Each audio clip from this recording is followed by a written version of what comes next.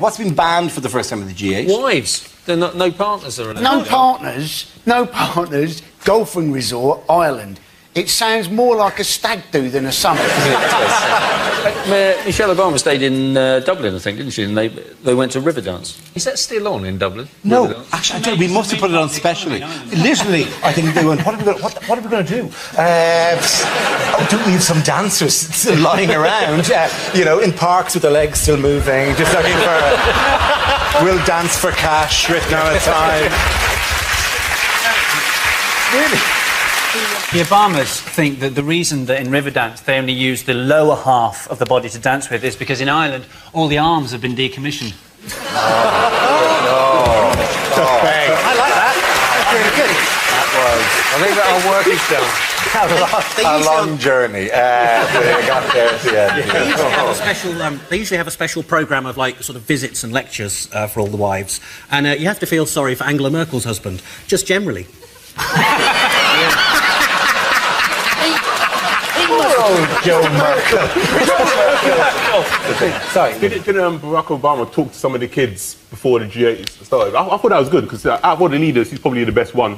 One, because he's obviously a great speaker, and also because most of the young white kids nowadays are talking like they're black. So, probably anyone who can relate. What else did Barack Obama get that Putin wanted? Michelle Obama. Quite possibly, but he got the gym. Yeah. He got the gym, yeah. He got the gym. There was a fight over who would get to go in the gym. Because they wouldn't work out at the same time. Fair enough. It's very difficult to negotiate with somebody who you've seen vigorously toweling their balls. So, what about trade? Can we talk about this later? No, now's as good a time as any. But he lost, didn't he? Obama got it because Putin gave in because he said he was going to get his exercise by swimming in the lock. Yes, there's a lake lock. Yeah, very early in the morning. It's odd that Putin wanted to swim in an icy lake, because that's normally what happens to his critics. You know, Putin, because he loves the hard man image, doesn't he? This is just a photo opportunity for him. You know exactly that when he comes out of that Northern Irish lake, he'll have a bear going, I just found it. Just a KGB guy in a suit going, can I get out yet? Shut up. What tax reforms have they agreed? They have agreed, basically, that they should do more with tax havens, and they should be more transparent. There's always ways around it, though, isn't there? I mean, Jimmy Carr's registered as a Channel Island. I think he's literally registered as a Jimmy Carr. He just pays road tax.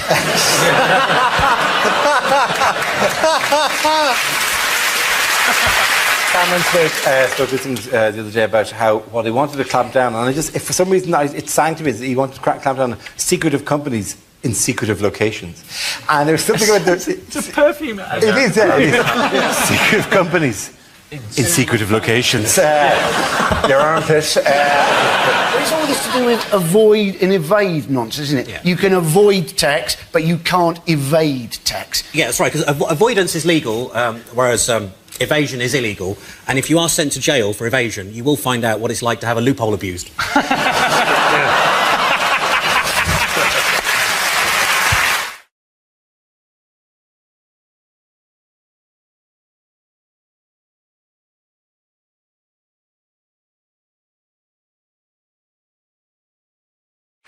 Now we come to our final quickfire round called Scenes We'd Like to See. This is for everyone, so if you could all make your way to the performance area, please. I will call out ideas for scenarios we'd love to see, and the performers come in with their suggestions. The first subject is the worst thing to hear over a tannoy system. Only you can hear me.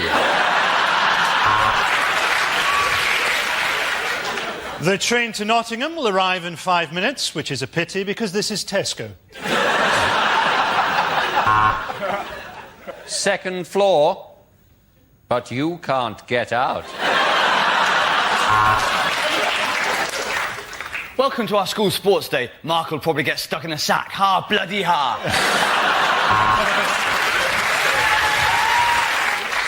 Can somebody come to the salami slicer, please?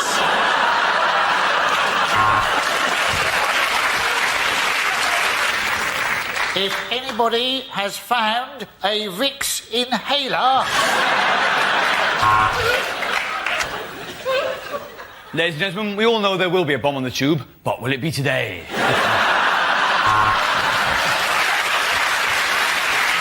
The lift doors are closing, leaving you trapped in an airless, windowless coffin, hurtling downwards at 100 miles an hour.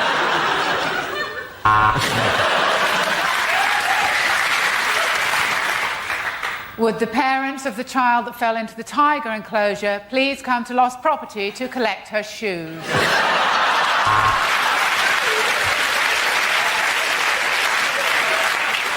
The plane's about to land in Glasgow. Passengers are reminded to set their watches back 25 years.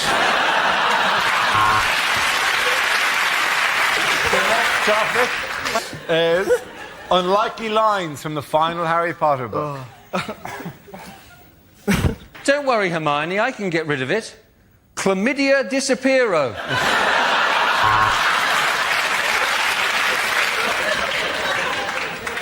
OK, Hermione, said Harry, unbuttoning his zip. I'll show you a really magic wand.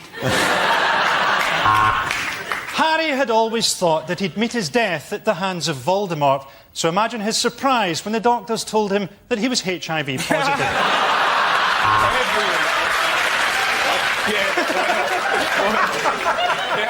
No, there is no post today, said Ron. The Owls are on a one-day strike over pay and conditions.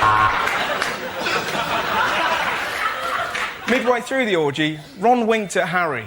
This is better than Quidditch, his eyes seemed to say. It was a magic mirror that showed the future, and in it, Harry seemed to be a 30-year-old actor appearing in something called The Bill. Get the snitch, said Harry. I'll tie him down and you can drill through his kneecaps. As the old man stood in front of him in his robes, clutching his wand, Harry regretted transferring to Catholic school.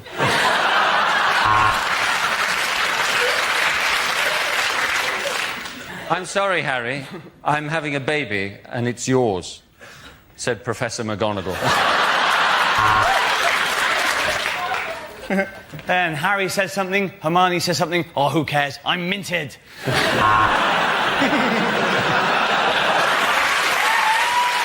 the end of that round, ladies and gentlemen, I have to give the points there to Frankie, Hugh and Mark.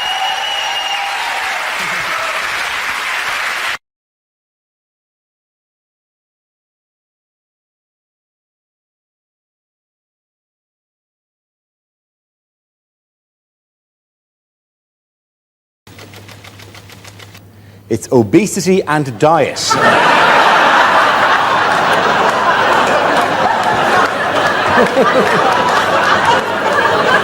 Hugh, would you like to go first? Now, we've got a major problem with obesity. In a recent questionnaire, 11% of the population were overweight, 25% of the population were obese, and 33% of the population ate the bloody survey. But eating bad food goes right back to the Bible, doesn't it? That's why we stand no chance. In the Bible, you see, land of milk and honey, what's that? That should have been the land of low-fat yoghurt and a nice green salad. And as for the loaves and the fishes, what was he cooking? Cod in breadcrumbs. What chance do we have? Very good, Hugh. But on the topic of obesity and diet, to possibly win the round, Joe Brand. Any jokes on this?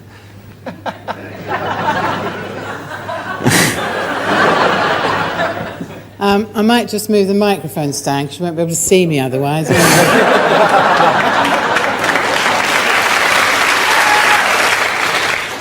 the thing is, I think fat people are an easy target, literally, obviously. And actually, you know, you might think I eat a lot, but I don't really. And what actually happened with me was I went on the pill when I was 16 and put on 4 stone, so that proved to be a very effective contraceptive, obviously.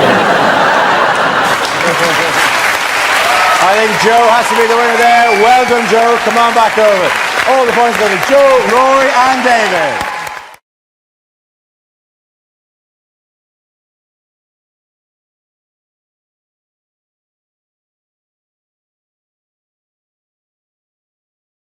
Cameron is basically trying to be tough against UKIP, isn't he? He's going to try and show everybody that he's really tough. Because what happened, he made a mistake. He called UKIP, he said all their supporters were fruitcakes, loonies and closet racists. And then loads of people actually went out after he'd said that and voted for UKIP. It was like he had described a large part of the British electorate. There is a party for me! Finally. Brilliant! Do you think it's ridiculous, though? I mean, the reason UKIP did very well in the European election is because everybody's worried about immigration. And it's kind of... What I don't understand about that is why they think immigrants want to come here. It's like the immigrants have looked on TripAdvisor for Britain and gone, oh, yes, no, this looks good. Yes, it's cold, it's wet, they're shit at football, let's go there. That was an incredible generic immigrant accent. Very good. Tiny bit of Nigeria, tiny bit of the Indian subcontinent. It was amazing how you got them all. A little Susan of Sri Lanka. And a tiny little bit of meerkat.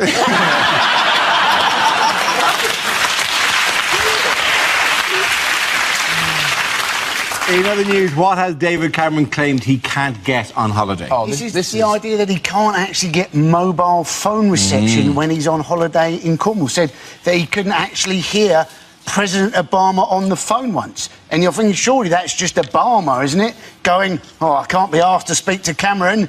I'm losing you, David! I'm losing you! Bye! It's a very kind of terrifying situation that World War III could break out, but David Cameron would not know and be at the Penzance Otter Sanctuary. Shall we invade Iran, David? Sorry, I'm at Trago Mills doing my shopping. Yes. Good West Country knowledge. That's excellent West Country knowledge. Have you been to Trago Mills? I've never been to Trago Mills. What is it, please? It is a shop. Thank you. It's a shop halfway down the A38 that sells cheap carpets and sports equipment, and it's also made to look like a mock Tudor castle, and it has peacocks roaming the grounds.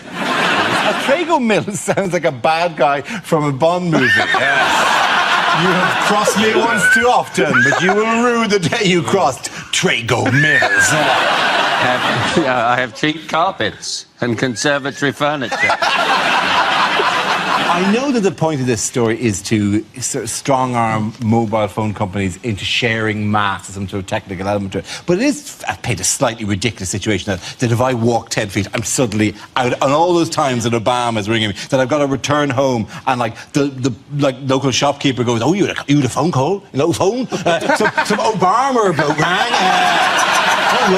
He said it was very sunny in Iraq. It just shows you the different level of technology between the two countries. Obama's got Air Force One and the Beast, and Cameron has got a Samsung Galaxy. I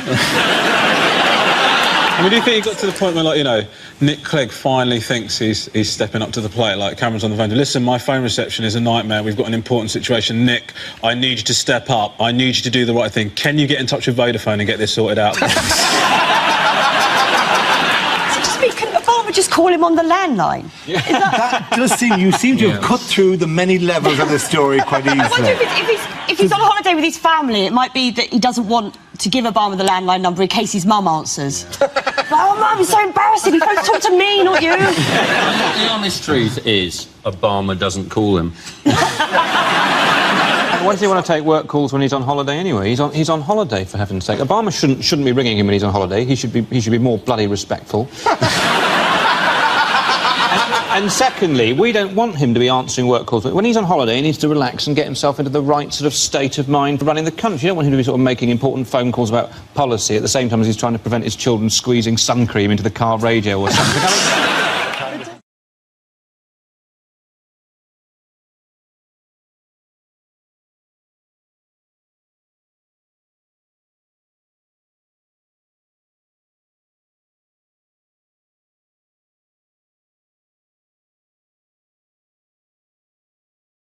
News of the King of Pop, the news of the King... You have heard this, I presume, somewhere. This is the news of the King of Pop. Michael Jackson is dead. The 50-year-old star died suddenly following a cardiac arrest and was just weeks away from his This Is It tour in London. His death has left millions of fans in mourning. One devastated fan said, "I was at Disneyland when I heard he died. I didn't want to believe it. It was only when Mickey Mouse confirmed it to me that I accepted it." You know how in the future everyone will say, "Oh, do you remember where you were when Michael Jackson died?" almost everybody will be able to answer, I was texting a joke about Michael Jackson. Even the doctor that was announcing that he died had a look across his face like, I've got one. He touched millions of fans. People are going to love this. There was a bloke on the radio, I was listening on 5 Live or something, he said, brilliant, he said, I'm really glad that he didn't do those 50 nights at the O2 because I think they would have killed him. People reacted to his death very differently, didn't they? I mean, like Jermaine Jackson was on the news saying that he wished that he'd died instead. Do you see that? Yeah. And I reacted differently. I wish that he'd died as well. There are, now that he's dead, 13 singles in the top 40. So the Spice Girls, they know what they've got to do, don't they?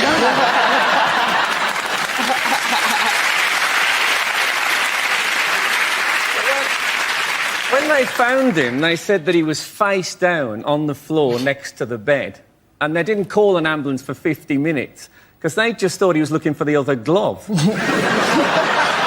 can't have been easy, though, for them to actually work out he was ill, can it? Because let's face it, he's been looking pale for 20 years. Yeah, but come on. I genuinely think the symptoms of a massive cardiac arrest are more than you're looking a bit pale there, John. You seem to forget. We're forgetting, though, that the guy was a genius. Like, he wrote some of the best records of our generation. Thriller is still the best-selling album I think you'll of all find time. Glenn Miller wrote some of the best records of my generation. OK, of my generation. But, no, the guy was a genius. I mean, what black man can produce 3 white kids? It's amazing. Frankie's got a better chance of being their dad than Michael. You're right, though, Gene. If that is the case, they're in real trouble. Yeah. A choice between Michael and Frankie. Sorry, kids, a bit of a change of location for you. You're going to live with Uncle Frankie now. What, after staying with Michael Jackson? It's all got to be up from there, hasn't it? Do you know the weirdest thing about Michael Jackson? I didn't even know this. He was a Jehovah's Witness. That's like the least weird thing about him. I bet when he went to the Jehovah's Witness meetings, they pretended not to be in. Michael, turn the telly down. Although he did look like someone who wouldn't have a blood transfusion, didn't he? I think people generally, because they loved his music so much, they were willing to forgive him what he got up to in his private life. So there's a lesson in there, isn't there? For Gary Glitter, write better songs. But the memorial had a huge number of stars. You know, Stevie Wonder, Mariah Carey, Lionel Richie. Oh, yeah, and the kid from Britain's Got Talent. I love it. Hey, they gave Stevie Wonder a seat in the front row. Wait, you got to wait 10 minutes for him to walk all the way from the back of the theatre. Next up, Stevie Wonder. Come on, Stevie, we haven't all day here, right? Stevie's like, I'll be with you in a minute. Weaving his way, like in the middle of the row. Sorry, excuse me, sorry, I'm on the... You know that they said they'd had thousands of volunteers to be pallbearers at Michael Jackson's funeral. I bet they did. Where were they when Barry White died? One of the best stories about this, I don't know if you read this, was that Bubbles has been banned from the funeral because he's too violent. That's a fantastic story, isn't it? But surely Michael Jackson's dad's going, who beat him up for 20 years, and yet a monkey who likes to throw his poo around a bit much. But they didn't even tell him because they didn't want to upset him. He's a monkey! As if he sat there going, no. You see, I thought... banana, num. When did we start telling pets? Somebody must have made the decision, going, Michael's dead, somebody better tell the tigers. Do you reckon they'll do that with David Blunkett? If he pegs it, someone better tell his dog. He's gone, David. No! I think the dog will sense the dead weight on the lead. Yeah.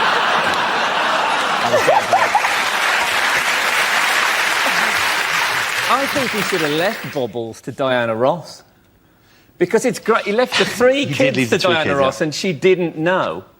That's they're going to turn up and she's going to go, what is it, trick or treat? No, we always wear these. Right? He's left his kids to Diana Ross. She doesn't know. It's like, we should all do it. Let's all put that in our... Like, it's be like Rick rolling.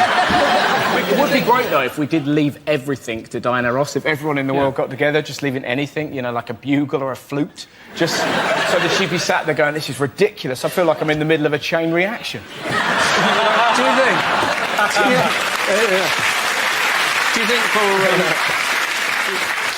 you think for parenting, if they're misbehaving, you should just go, stop, in the name of love?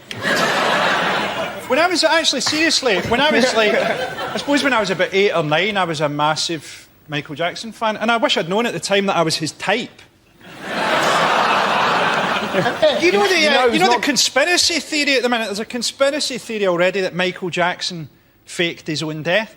If he faked his death, where could he go in the world that he would blend in? Does Cornwall even have a police force? Isn't it odd that Michael Jackson's dancing deteriorated as he got whiter and whiter?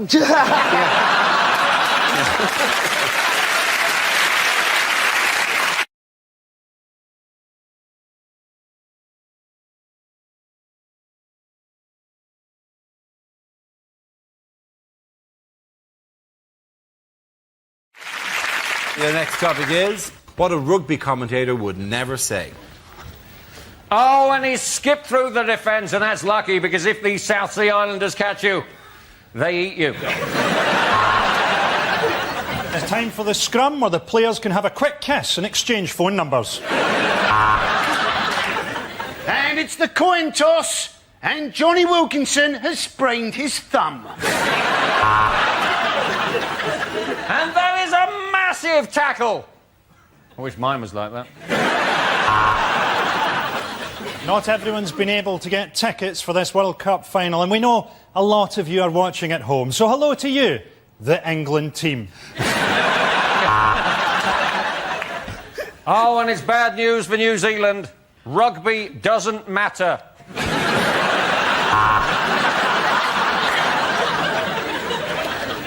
Keep an eye on this ball as it hits the ground, because it's such an unusual shape, it could go anywhere. Seal it bang, kia ora, kia ora.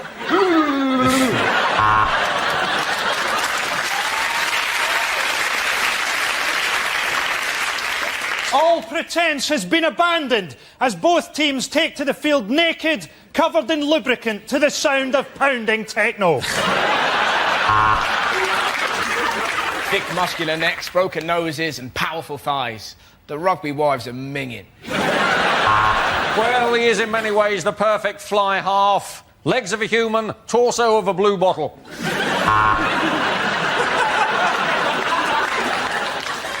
The South Africans there, passing to their one black player, Johnny Token.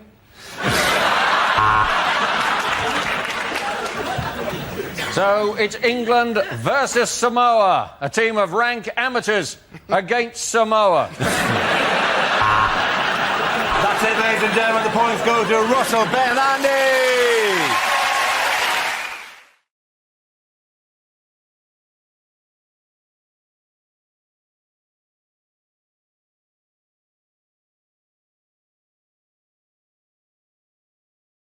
Now we play a round called Thief of Baghdad. This game involves Ed, Jack, Andy and Russell, so if you could make your way to the performance area, please.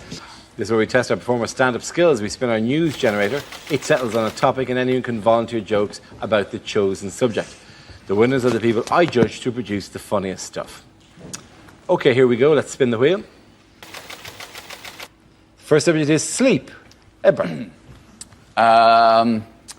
Does anyone here sleep with someone who snores? Yes? Well, I envy you, because I lie awake next to someone who snores. My wife snores terribly, and part of what keeps me awake is lying there going, how do you sleep through this? I can't sleep through it, I'm only next to it. The noise is inside your head. And how come you can sleep through that? But the sound of me making a sandwich in our kitchen, that wakes you up. There is no way me making a sandwich makes more noise than you're making right now. She snores. So she said the cutest thing to me one time, though. She says, do I not sound like a kitten purring? Bless. No. You sound like a cat drowning in porridge. If I had a kitten made that noise, I'd put it down. Apparently she had her nose broken a couple of times when she was a kid. Didn't teach her, she's still bleeding snores. Thank you very much, Ed. OK, let's spin the wheel again. Subject is health. Andy Parsons. With flu jabs now, what they do, don't they, is they put a little bit of flu into you to help you combat the flu. I was thinking by that argument, surely you should be able to have the odd cake to help you fight obesity. Because let's face it, you can do too much exercise, can't you? You know, did you see Madonna's arms? They didn't look right, did they? It's like half human, half Terminator. Of course, that's a problem when you're always picking up small African children going, no, no, no. Thank you very much, Andy. OK, the leads are Russell and Jack. Let's spin the wheel. The next subject is television. Who wants to come into that? Jack. I get very frustrated with pretty much everything on television. I find adverts at the moment particularly annoying, like the banking adverts, because they're trying to portray bankers as being nice people. Like, they've got this one at the moment for, like, a mobile bank that travels around the country, and you walk in and there's your friendly local bank manager acting like a hairdresser, like, nattering away. You know, you walk up to the till, it's like, oh, how was your holiday? I went camping. Oh, why did you go camping? Because you lost all of my money! Decided the only option I've got is just to not watch TV at all, because everything annoys me. And I've got quite a lot of people that pressure me into doing that as well. Like my dad, he's quite old-fashioned. He's always saying, you don't need to watch television. You should do other things, better things, more edifying things. Don't watch TV, Jack. You should read. Read the great novels. They're entertaining, they're educational. Even read the Bible. The Bible is engrossing. It's enthralling. The stories of Jesus, they're encapsulating, they're invigorating. I'm like, no, Dad. If I wanted to be entertained by 12 people sat round a table trying to impress some bearded Jewish know-it-all that thinks he's some kind of deity, I will watch The Apprentice. Thank you very much, Jack Whitehall. OK, Russell, let's see what you've been left with. Let's spin the wheel. That's fitness. Could have been camel toes. Now, I was in the gym the other day. I was in a locker room, and a 5-year-old boy ran in and jumped into a locker. Now, sometimes you know you're just going to have an incident, right? You could hear him in there giggling, like, and you knew what he was going to do. He was going to jump out and scare his mates, because his mates appeared seconds later, like, where's Stephen gone? Where's Stephen? He was there a minute ago. This is most irregular. And he waited, not for his mates, but for 3 huge naked men. It was fantastic. They were kind of walking past, and this little kid leapt at those men like a cat with rabies. It was incredible, right? Just from nowhere, the noise they made, I've never heard a noise like it. They sounded like a tugboat getting molested. Like,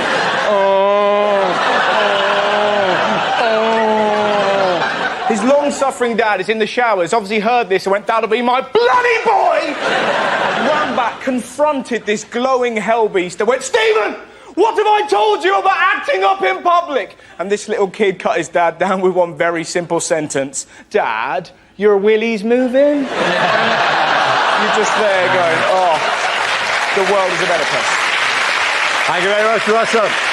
At the end of that round, the points go to Ed and Jack.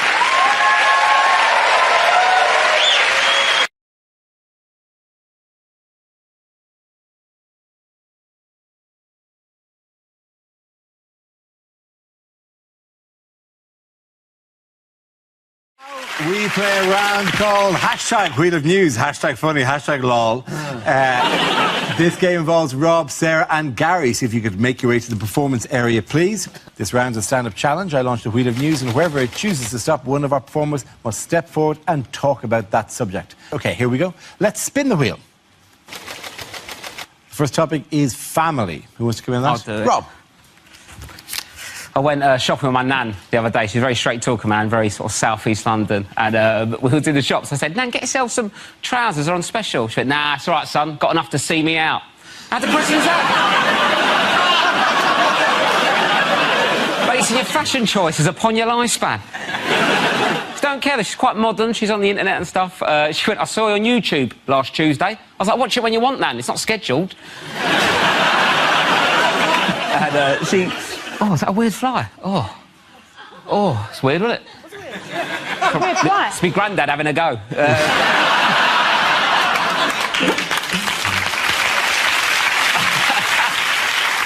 I went to visit her recently. Her internet weren't working right. She went, "Can you sort my internet out?" And all right, Nan, show me how you normally log on to internet. I'll see what you're doing wrong and get it done. She went, "What I'll do is I click on the start button." I was like, "Right." She went, "I go into programs." I was like, "Right." She went, "I go into accessories." I'm like, "That's wrong, but carry on." She went, "I go into games." I'm like, "Oh, God."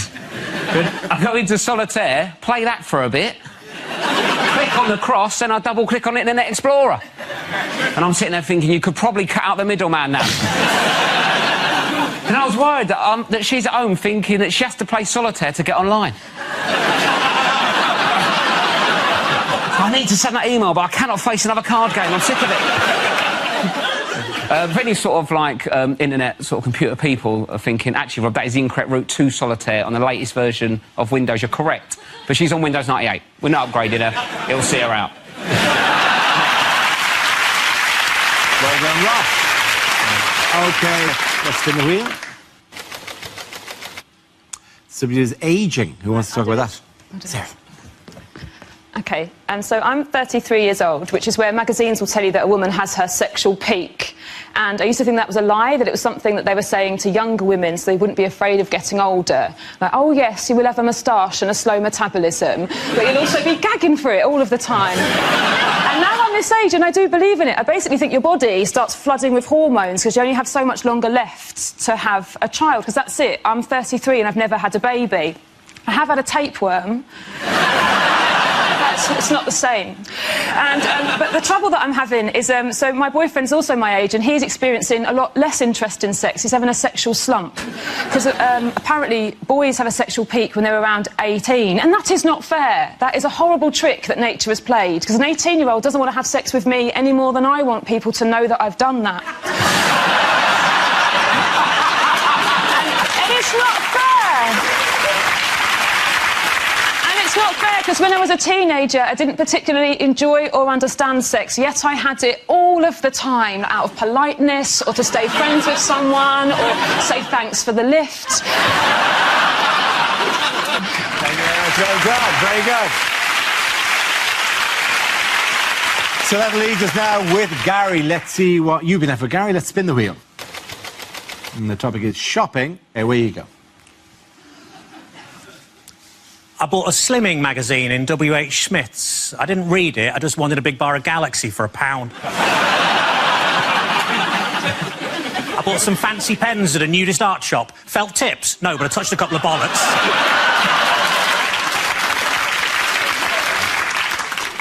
I was in a lingerie shop. I said, "Are these knickers satin?" He said, "No, they're new." I went to buy a Christmas tree. The guy said, "You're going to put it up yourself?" I said, "No, I was thinking the living room."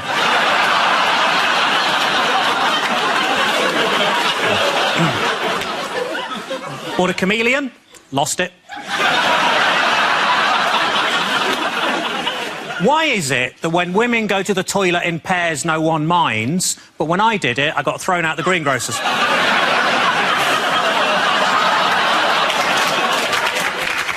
I got into a fight with my acupuncturist and stabbed him. He said he'd never felt better.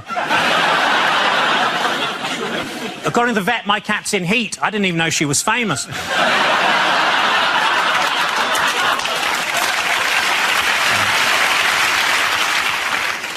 friend of mine keeps going on and on about how good his orthopaedic shoe is, but I think he's built it up too much. I bought an advent calendar for Jehovah's Witnesses, but on every door somebody tells you to fuck off. Thank you. Oh, brilliant. But at the end of that round, the point's going to go to ladies. Come on back.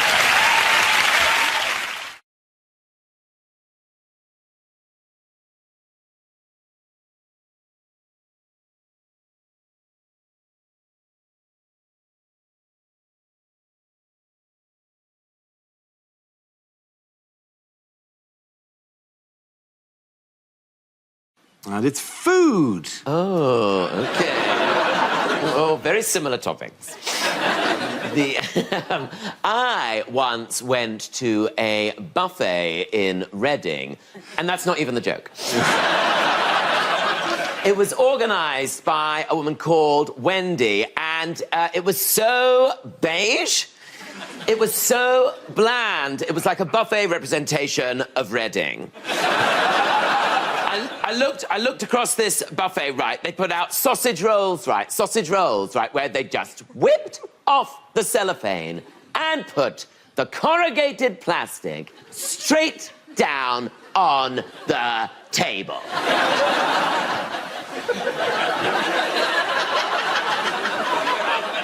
Like we were dogs!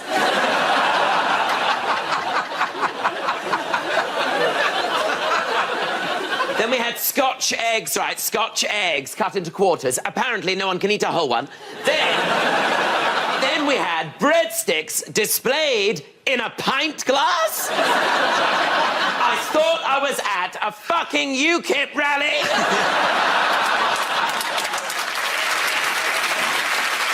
Then she starts putting down cold pizza slices next to wontons. No one's mixed Italian and Chinese cuisine like that since Marco Polo. Then she brought out the quadrant of dips. You know, the 4 dips. The 4 dips of the apocalypse. The white one. The other white one. Then there's a green one. What's that? Guacamole. Then there's a pink one. What's that made of? Sillet bang? I was just glad to have something made of some sort of colour. Anyway, it was a terrible buffet, but thank you very much, Wendy.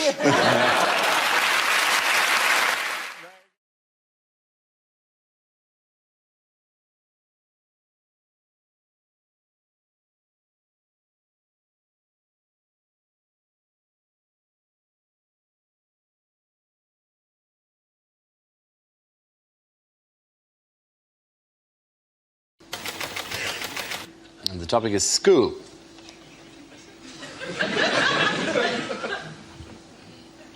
That last bloke was a bit weird, wasn't he?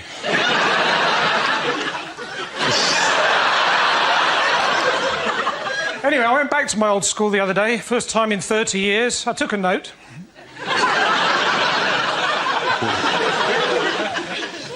Teacher said, "So, Jones, what have you done with your life?" I said, "Oh, I'm just Britain's top Ofsted inspector."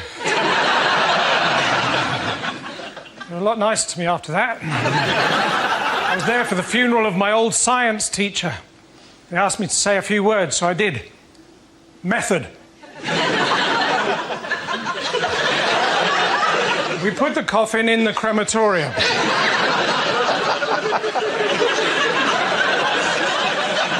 Observations. It burned with an orangey bright flame.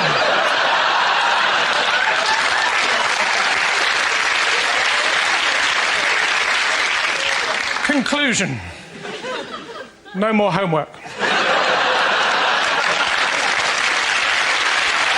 Well done. Pointing out to the Muppet Jones. Very good. There's the back. There we go.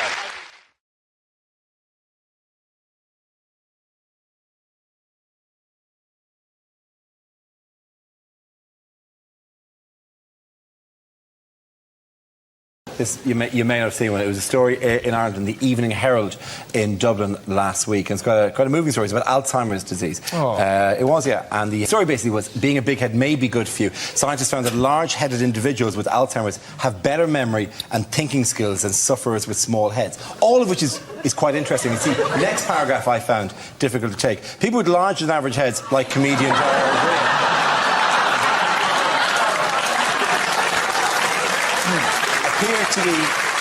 appear to be better protected if they develop Alzheimer's disease, as studies suggest. Now, that would be all right if it wasn't for that. Like, the article actually came with a giant photograph of me next to the article under the word big head that protected against Alzheimer's. Written underneath that was extra large : report is good news for Dara O'Brien. No, it's not. It's not good news because I suddenly realised I've got a big head apparently. What do you mean you've suddenly realised? Dara, protect us from the Alzheimer's. Back in Canada, I did some modelling. It was for medical. It was for penile dysfunction. It was a before and after picture. This is true. I didn't model. I don't model for big head. I don't regard myself as having a large head. I don't have difficulty buying hats. I don't have difficulty getting into jumpers. It is... My head has caused me no... When did those three guys get here?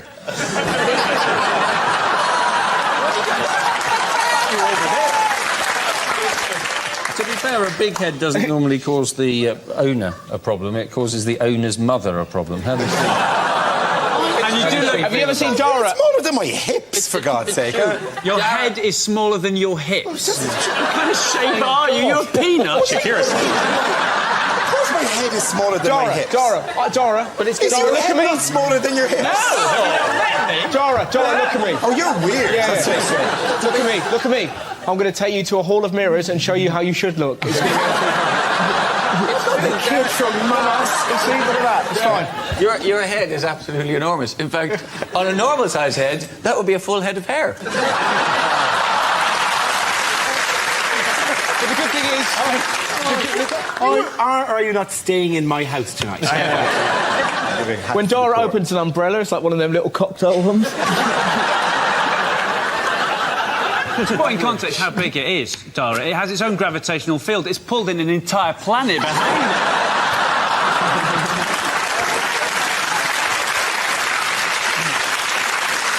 This desk was straight when we started. I was expecting sympathy. That's why I introduced it. What I did was I said something about... I revealed a weakness in front of 6 comedians, and I thought, there's a group that'll help me through this.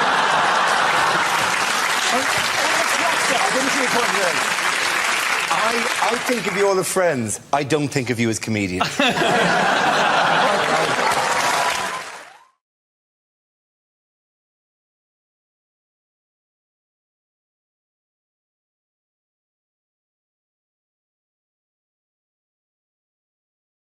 Here we go. Let's spin the wheel.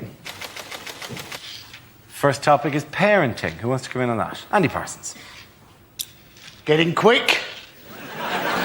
You may have seen that there was a woman gave birth recently who was 72 years old. That's not right, is it? You don't want to be a kid struggling to walk to find out your mum's in exactly the same state. But in this country, it's been more, isn't it? The young people who've been giving birth. Alfie Patton, supposedly a dad at 13 years old. And then they were saying, oh, no, he's not the dad, some people. I don't know what's going to happen to Alfie now. Maybe he's going to have to join Fathers for Justice. Hey, he's probably got a superhero costume, hasn't he? Hey, Andy. OK, let's spin the wheel again. OK, the topic is human behaviour. Some things you can't help doing. Do you find this? Like, if you get a cold can of Diet Coke, it's not enough for you to go, that is freezing. You have to find somebody you love and put it on their face. You can't... You don't do that with any other food. This soup's boiling in your eyes! But for some reason, you become a fizzy torture. All right, Mum, Fanta to the knee! We're all fairly peculiar. Sometimes you think weird thoughts. I was in Tesco the other day. I was offered a bag for life, and I found myself going, I can't commit to that. You know? I don't know what bags are going to be like in the future. I feel like a tool if I got a plastic one in 2024. People go, I've got a new bag, it packs itself and speaks Spanish. Piece of shit! What can you do? I can suffocate a child. That's all you're good for. He can speak Spanish, I can hurt your hands on long journeys. Well done, Ross up.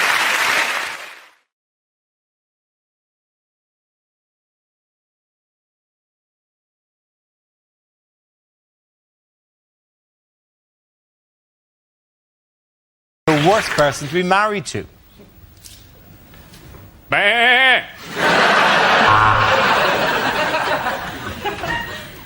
I love you lots. Oh, let's see what Mr. Tiddles thinks of you. What do you think? Die, bitch!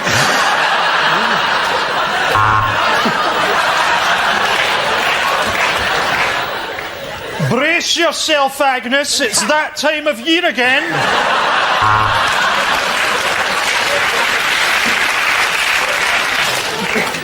I brought home a video to turn us on. It's Fred Dibner's Age of Steam. Of course we're going to go out tonight. It's Hitler's birthday.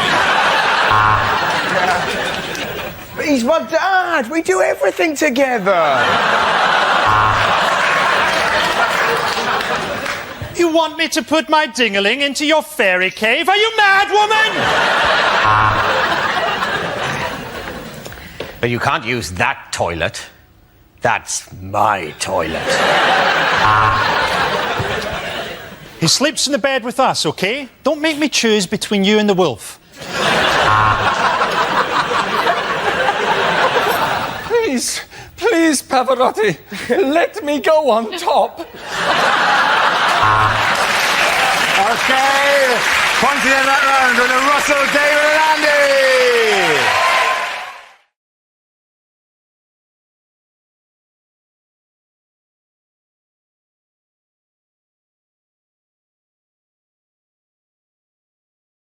The answer is 600 metres. What is the question? Is it, if Kelvin Mackenzie was to do a bungee jump from a height of 500 metres, what length rope should he be given? Is it, in fact, what head start would I need if I was competing against Usain Bolt in the 100 metres? Is it simpler than that? Is it how big are some trees, Dara? No trees are 600 metres. Is it, in fact, the distance that they were taking shots of Kate topless? That is absolutely right. Thank you very, very much, Andy.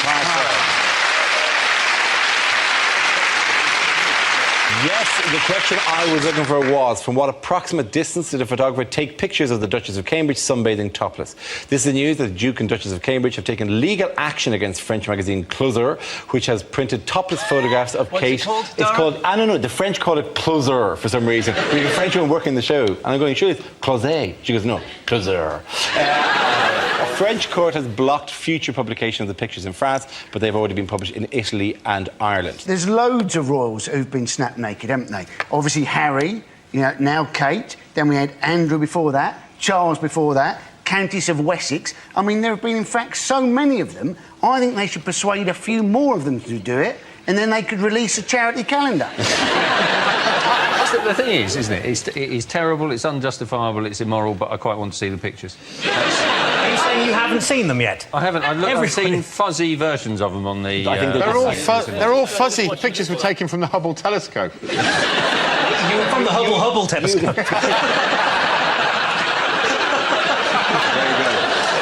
What I found intriguing was I think, I don't know what everyone was, I was certainly waiting for the next time she appeared in public to see if she would acknowledge what had happened to the cameras. And she didn't. She just did the same smile that she always does. Because if someone had photographed my meat and two veg, I probably would have come out and gone... I think the whole thing is just making a mountain out of two molehills. That's a good point. I'd probably be better, I think, the BBC preferred if we didn't descend into judging the woman's breasts. That would be the incorrect direction. I think she's annoyed because, and every woman's had this on holiday, because I've looked at the photos, and they're at that awkward angle. When you're topless, you've got to stay at a certain position or it's not attractive, and she's in that reaching for the sun cream position. That's what she's annoyed about. You know, we've all got those photos, like my Uncle Terry, where he popped out of his shorts. But do you think... I didn't see that edition of Closer. Joe's Uncle Terry pops out of the shops and his shorts. Do you think she's genuinely worried about it, though? Don't you think there's just one tiny... Well, do you think there's just one tiny bit of her that's thinking, yeah, where's my sister's arse now, then, eh?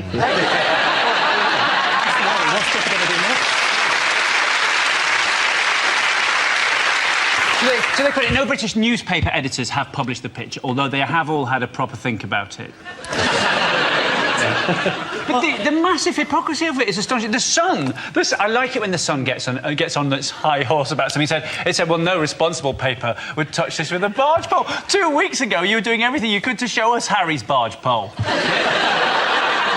Which publications have printed the photographs? Closer. The Irish Daily Star, because she's not your future queen. Well, that was the Irish Daily Star thing. There's an Italian magazine called Key and the Irish Daily Star both publish it, but they give very different excuses, right? The Italian excuse is but they are young and they are beautiful and they are in love. And the Irish Daily Star was, she's not our queen. Yeah. But when they publish photos like that, and there are always photos like that, not of the royals, but they're, you know, kind of topless photos in magazines shot with a long lens, they are always of, there's kissing and cuddling in the pool, and then they're putting sun cream on each other. And these are meant to be sexy, erotic. There's nothing less erotic than putting sun cream on your partner's back, is there? It's just something you have to do. Yeah. And the reason you have to do it is because you can't put sun cream on your own back, so you've got to reach a deal with the person who's going to do it. That's all, isn't it? That's all it is. I was photographed on holidays once by Papt, yeah. I was taking a holiday and I was doing exactly that. And the pictures, if you saw them, they were quite shocking. But and it was an intrusion. That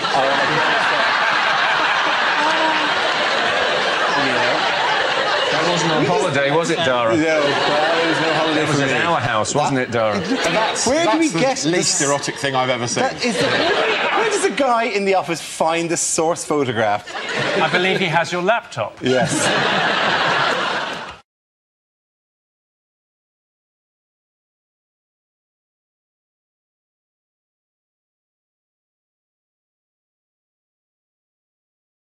Our next round is called If This Is the Answer, What Is the Question? On the board are 6 categories. Nigel, which category would you like? I'll take sport. OK, cool. Sport. The topic is sport. The answer is 12.8 million. What is the question? Is it the average size of an Asian family? Is it, now he's PM, how much would Boris Johnson fetch if he was sold to a stud farm? Is it how much Dara Rian should be paid for hosting Mock the Week? No, stop. I couldn't take that kind of pay cut.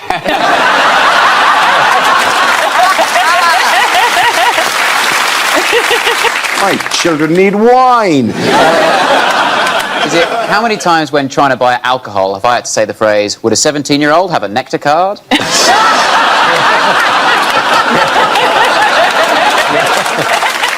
Is it how many years has the last 3 years felt like? Is it if Amazon made 12.8 million, how much would they have left after they'd paid their tax? Is it what does Kim Jong-un's heart rate leap to if he senses biscuits? Is it how many men on Twitter will see my Olga cockpit as an invitation? Not just men. Bring your own cock. I always do.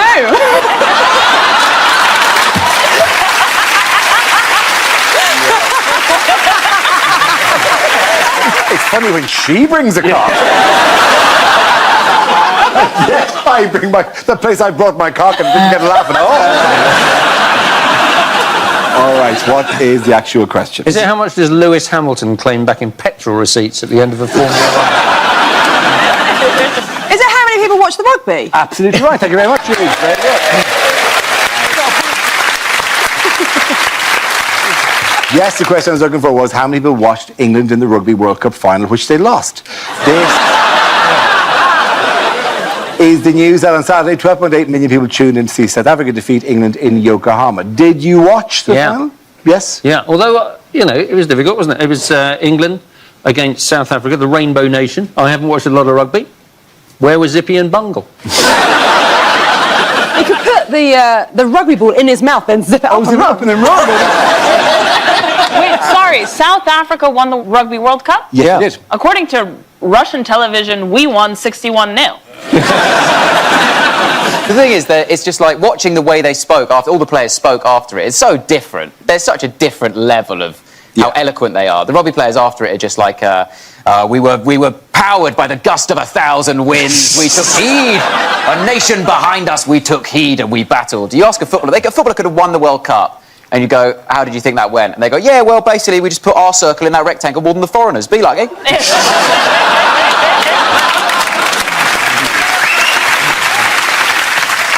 I like that this was held in Japan, you know, because this is probably the first thing Brits have seen from Japan that's not porn or Godzilla. Good, it's good that you lost there too, you know. That's revenge for selling sushi in boots.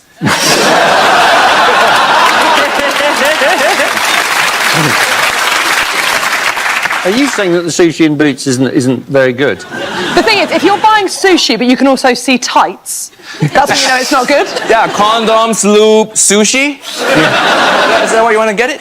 Well, maybe.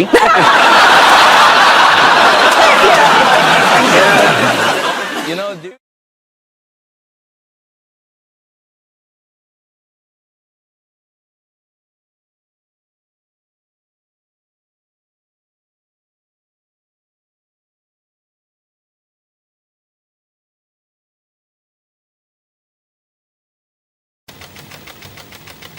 The next topic is charity. Joe, you going for that? All this talk of family makes you a bit peckish, doesn't it?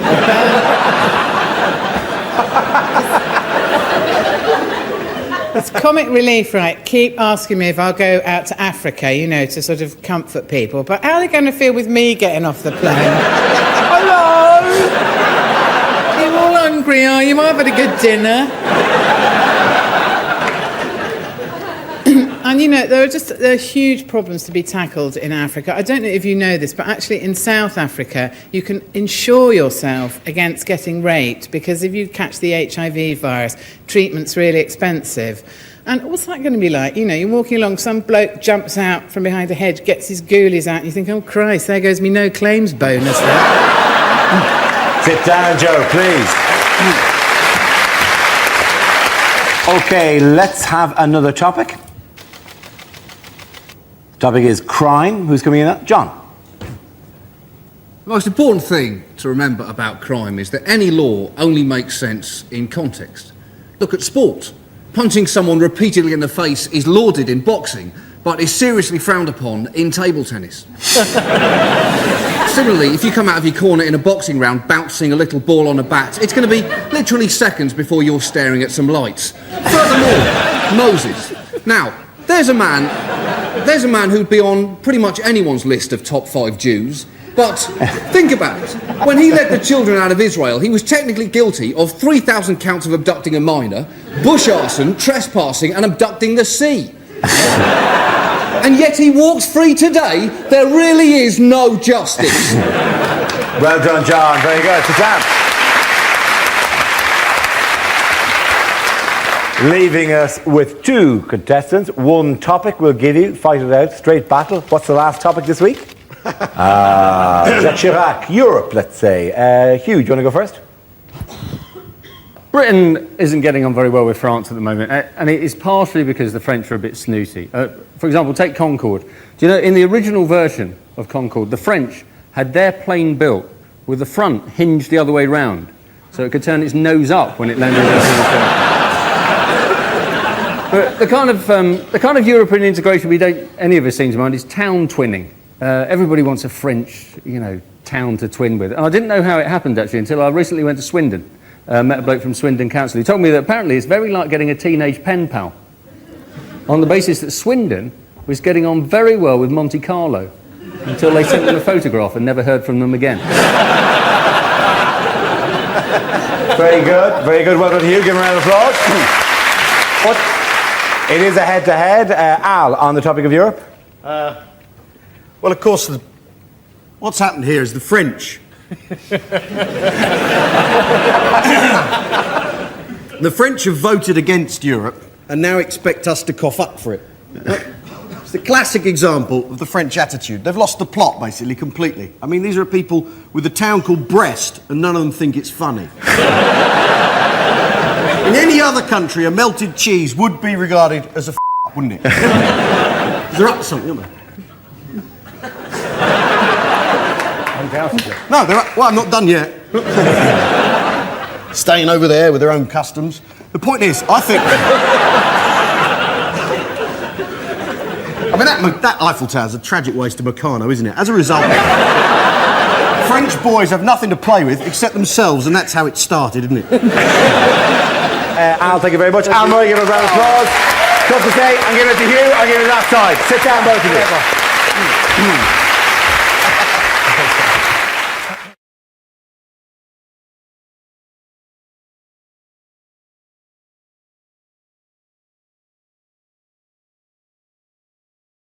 What has the Tory-controlled council in Barnet announced recently. Oh, yes. Basically, that Barnet Council have said that they want to try and streamline their services like a budget airline.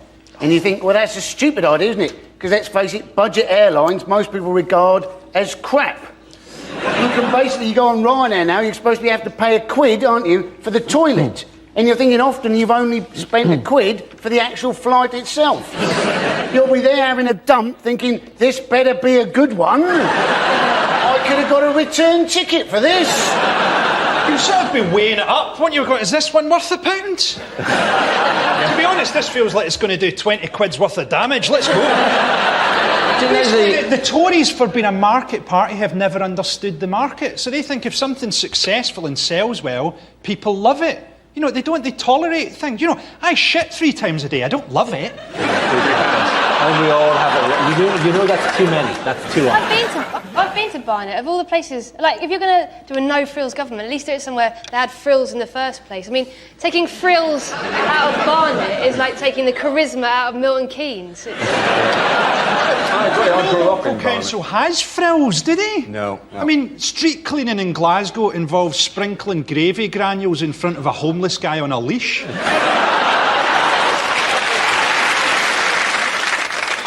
Of all weeks, this week where there's been a bank holiday in England would be a very good week, because I would imagine up and down the streets of England there have been millions and millions of bins left out for 24 hours because people forgot, because it was a bank holiday, that the bins would be collected a day later. I don't know if you drove to any street at night, there are loads of bins out that people forgot, because we're stupid, and frankly we pay money so that you'll do it, so that I don't have to worry about that, and the bin fairies will come along and make the rubbish go away. Can I check something? Are you only supposed to put your bins out, what, on a certain day or something? Yeah, that is the way it works. You're not supposed to leave the bins out and after every meal walk out with a plate and just scoop them into the day. Well, there you go, that's what a maverick I am. I'm having 3 shits a day and I'm putting my bins out whenever I want. Nobody stop me. And have you noticed that, like, people in your street are getting more and more hostile with you? Yes. I thought it was my appearances on this. You're probably quite charmed by that. But the fact that you just pile up household effluence. What if the time that I'm supposed to put my bin out, I'm having one of my 3 long shits? Where are you? It's not like a mail train where, like, you have to hold your bin out at exactly the right moment.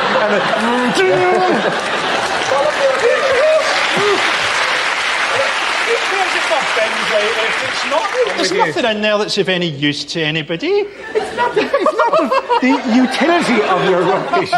You two, simmer down. Look at this.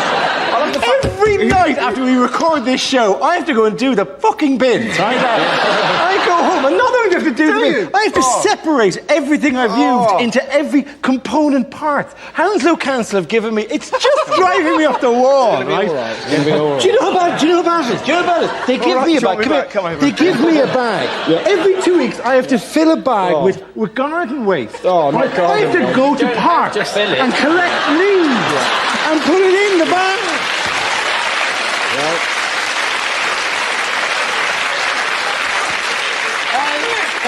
There's no reason you shouldn't put your bins out whatever day you like, because you're enormous. If I was you, I'd just pour everything out the top floor window, and when someone turned up to complain, I'd say, yeah, what about it? I look like I was created in a science accident.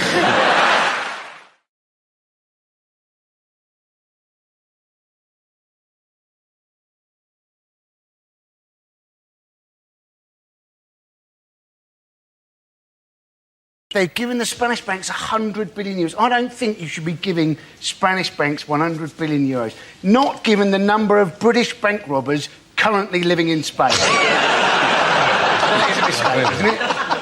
It's not going to arrive in one van. A lot of it's going to a bank called Bankia, isn't there? It sounds like a bank from a children's programme, doesn't it? It is difficult to take the economies of countries seriously where the word bank is written as banco. It is generally easier to think that they probably don't do it. Hey, Benvenidos el banco! Banco. This accent's all right, as it does. I'm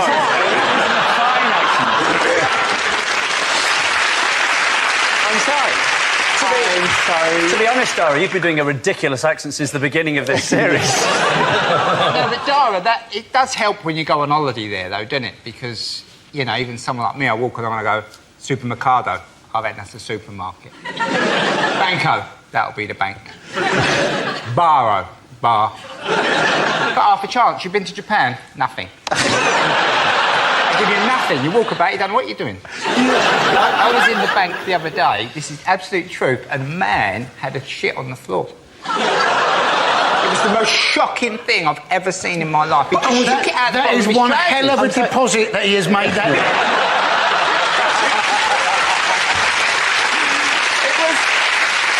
He probably normally does all of his banking on the internet, but he couldn't log on that day.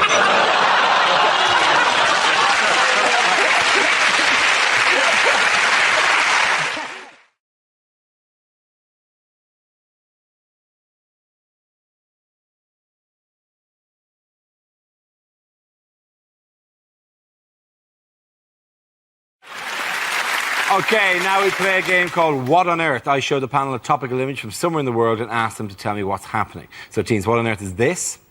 This is actually what goes on inside crackers.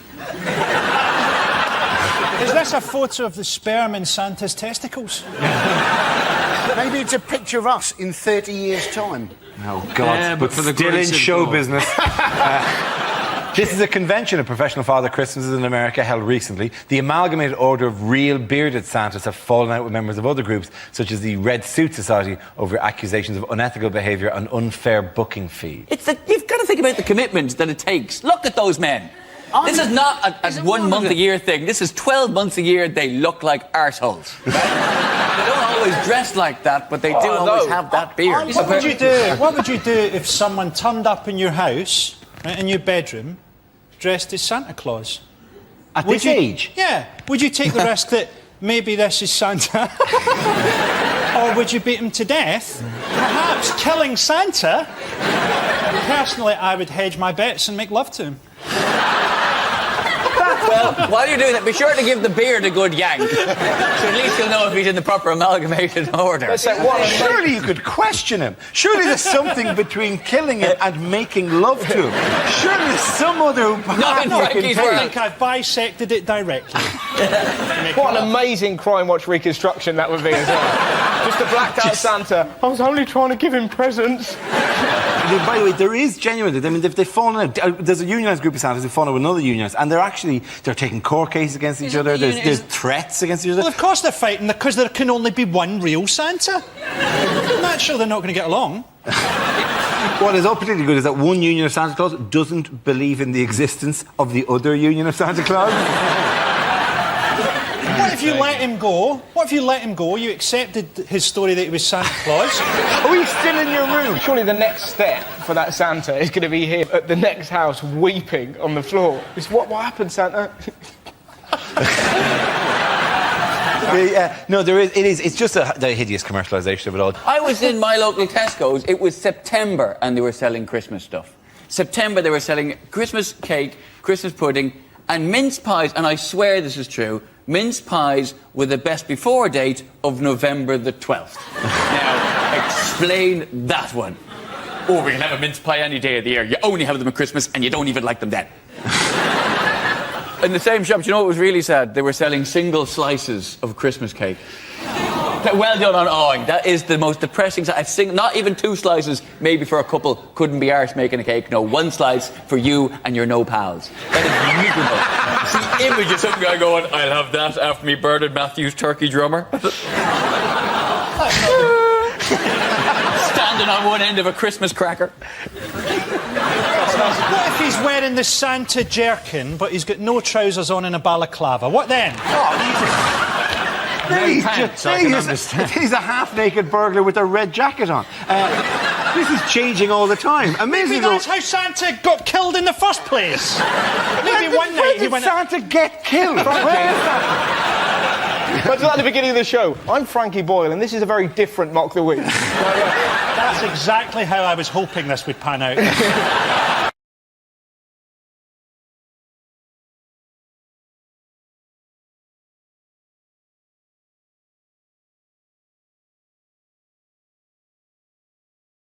Now we come to our final quickfire round called Scenes We'd Like to See. This is for everyone, so if you could make your way to the performance area, please. I caught ideas for scenarios we'd love to see, and the performers come in with their suggestions. OK, here we go. The first subject is unlikely lines from a thriller. Michael, Peter, David, Vladimir, I think we may have a spy in the organisation. Give me the pentagon, then the triangle, and then the square.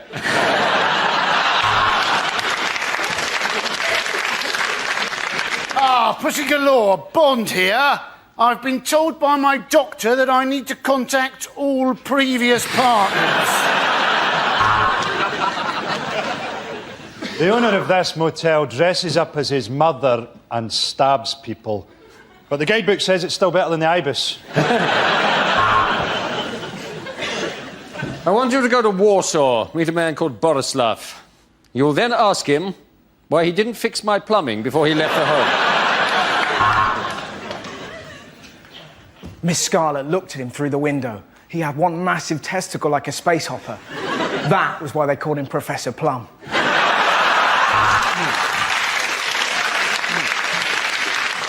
This is no ordinary pen, Bond. Turn it upside down, the woman's clothes drop off, and you can see her tits. Red or green, which do I cut? Come on, they're only peppers. How long is this salad going to take? We need to find the third man. There's no way Amanda Holden will shag just two of us. Here's Simon. The Orient Express has been cancelled. However, there was a murder on the temporary Orient replacement bus. I have amnesia. The tattoos on my body will tell me what happened. Dara was here.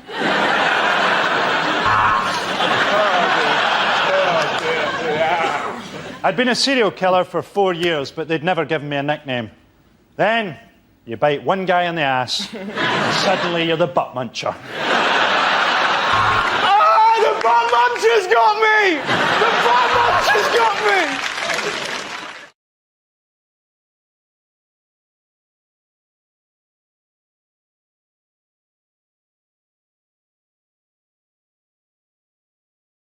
The thing that I think is, actually we should be talking about immigration now, because it's a good thing that he's put it on the table, because, a lot of Europeans are coming into the country and taking jobs that my parents worked so hard to steal in the 70s.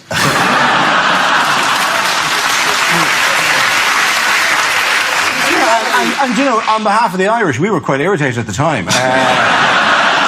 Because we'd done a good job of nicking those jobs in the 50s, and then you arrive in, waving spices and whatnot.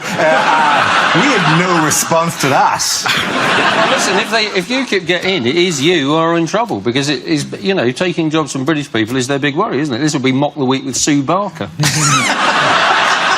She's the natural second choice. When I finally get deported, Sue Barker's will be stepping into on my jobs. Yeah. I think you'll find, though, it was the spices from the East and the Irish cuisine that joined together to form the potato wedge. Beautiful thing. Nigel Farage, he said there was going to be a flood of Bulgarians and Romanians coming over on New Year's Day. Turns out there are now, in fact, 4,000 less Bulgarians and Romanians in the country now than there were last year. So obviously the Bulgarians and Romanians who were in the country suddenly heard that all these other Bulgarians and Romanians were coming to Britain, and they thought, well, that's why I left the country in the first place. It works both ways, though. It works both ways, and the British are even sneakier at getting into countries. I keep having British children. They sneak in through my body, and then they talk like this way, and they love queuing, and they eat beans and toast. I don't know where they're coming from. I think you need to address your open door policy there.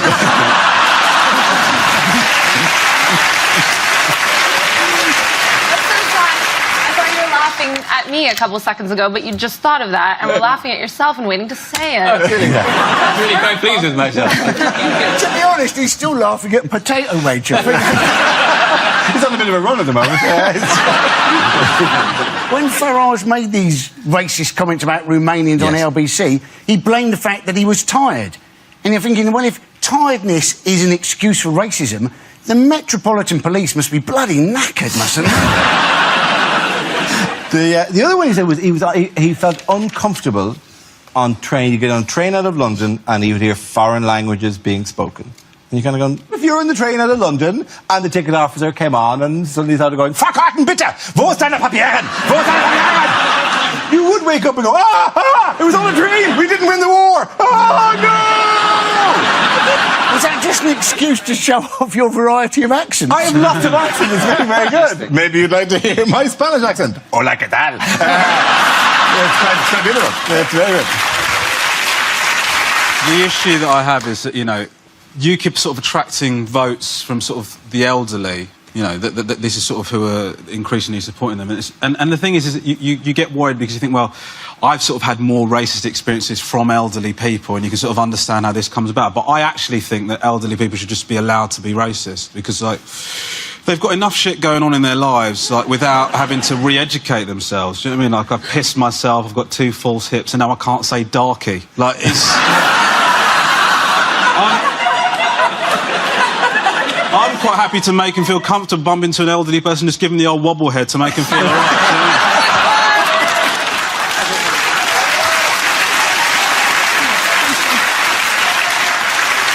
I don't mind that UKIP's on telly all the time, even though they've got no MPs in the House of Commons. Because, Dara, you've got no MPs in the House of Commons and you're on telly all the time. All right. But I have an inclusive manifesto.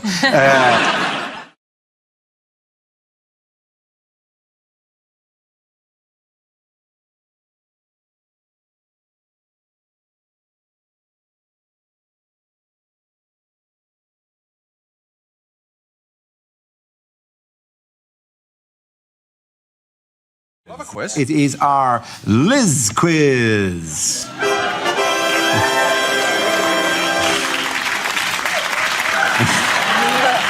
Obviously, we'd like the expense that has been spent on that. I really want to thank you for coming in and recording that little wave.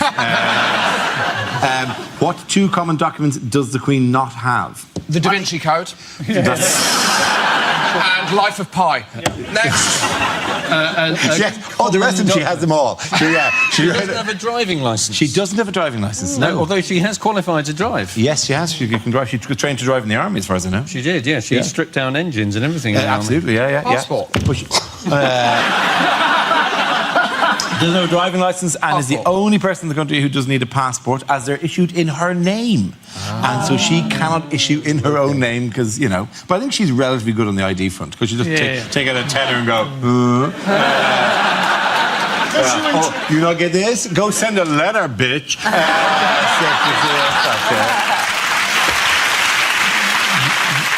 What did the Queen invent with a dachshund and a corgi? A dorgie. Yes! Is it? Yes, it is. I was joking. She invented a breed of dog called the Dorgie. Which you say she invented it? What, she was there going, right, you put that in there now. She didn't invent it, though, did she? According to this card, yes, she did. She couldn't have gone on Dragon's Den. One needs £30,000 for 40%. It's always 40%. That's all they ever want, no matter how much you're going to say initially. 8%, 40.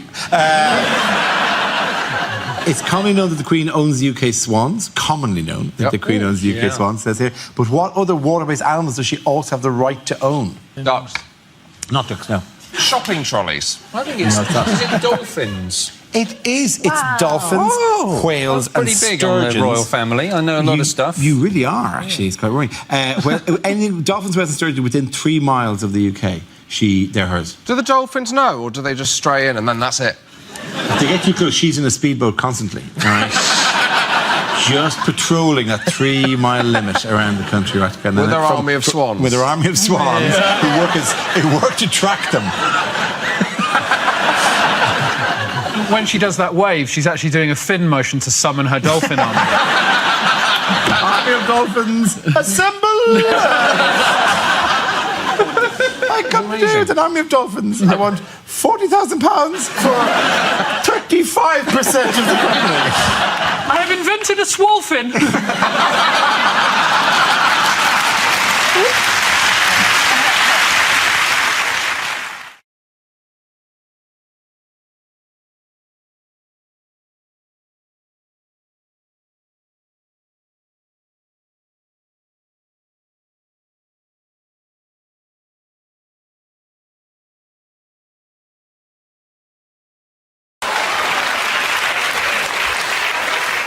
The next topic is things that would change the atmosphere at a dinner party.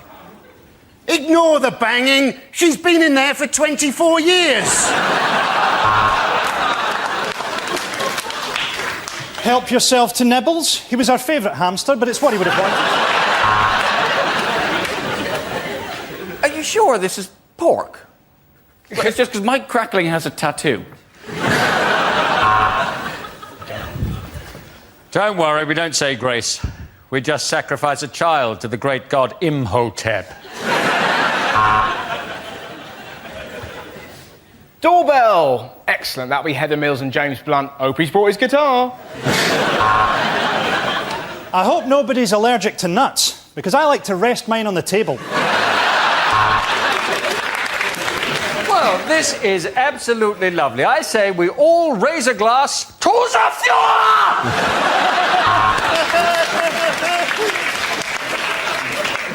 10 of you arrived. Only one will leave. Anyway, long story short, after about 2 hours, you couldn't tell what was poo and what was chocolate.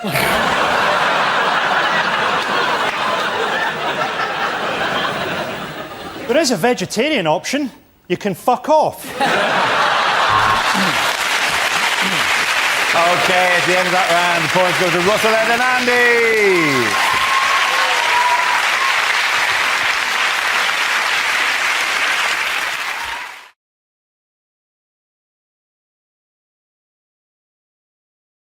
Now we play a round called Can You Smell What the Mock is Cooking? This game involves Josh and Milton, so if you could make your way to the performance area, please. This round is our stand-up challenge. I launch the wheel of news, and wherever it chooses to stop, one of our performers must step forward and talk about that subject. The winner is whoever I think is the funniest. Okay, let's go. Let's spin the wheel. First topic is childhood. Who wants to come in on that? Josh. I grew up in a small village in Devon, which was as fun as it sounds. Very little happened. To give you an idea, the most exciting thing that happened in my village was when I was 7, for a brief period, there was a bull in a field. And I was terrified of this bull. I used to walk past my dad and go, oh, don't worry about that. He's more scared of you than you are of him. And I used to think, no, he isn't, mate. Bonfire night was the worst, though, because the build-up to bonfire night was just warnings about the way it was going to go wrong. They go, oh, bonfire night's coming up. You're either going to get burnt with a sparkler or hit with a firework. My favourite was on Blue Peter every year. They'd have the same warning that applied to no one in Britain. Every year they go, oh, bonfire night's coming up, and if you do own a pet tortoise... Well, and they go, if you do own a pet tortoise and it's hibernating in a box, do be careful to not absent-mindedly throw that box onto the fire. I don't know how unlikely that scenario is. So I know no one who owns a pet tortoise. Secondly, how unruly is your bonfire night getting? You go, yeah, just chuck everything on, yeah. Yeah, Guy Fawkes with their shit, show him what I think of him. Go into my houses, get my boxes, don't look in them, throw them on the fire. I don't care that the contents is snoring, throw it on, I told you. 2 months later, you walk around your house going, where the hell is Sheldon? The warnings there were wrong. The warning on sparklers, it'll burn your hands. That happened to no one. The warning on sparklers should be, if you're planning using a sparkler, do be aware you will do the same 3 shapes you did every other year. Zigzags, circles. Go on then, I'll write my own name. That is it every year. We used to have those home fireworks displays where they'd be terrifying. Most people were interested in health and safety. My dad didn't bother with that. He'd just go, well, you know, we've got 6 fireworks, the cat's got 9 lives, we're going to be fine. be firing off fireworks towards the village like we declared war, and then the whole thing would climax with the Catherine wheel nailed to a gate, failing to go off. My dad creeping up on it, us going, Dad, you're not meant to go back to a lit firework. Him going, don't worry about that, it's more scared of me than I am of it, it'll be fine. Thank you very much, Josh Welcome. OK, so Milton is left. Let's see what topic he has. Let's spin the wheel. Now, the topic is travel. Where you go? Strange things do happen. Once, I saw a little green man, and I walked towards him, and he just disappeared, and then I got run over.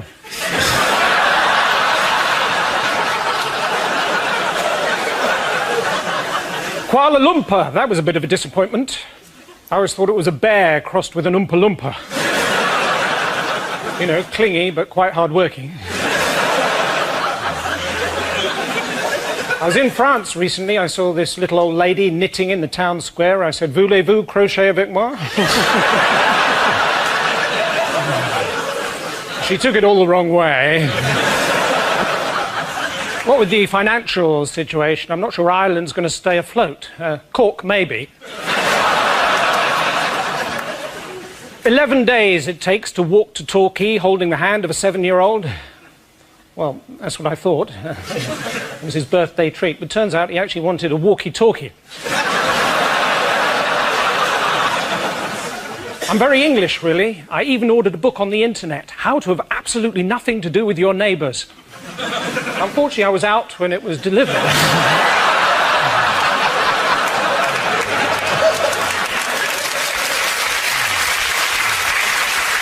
Well done. Thank you very much. Points there. Go to Milton. Come on back.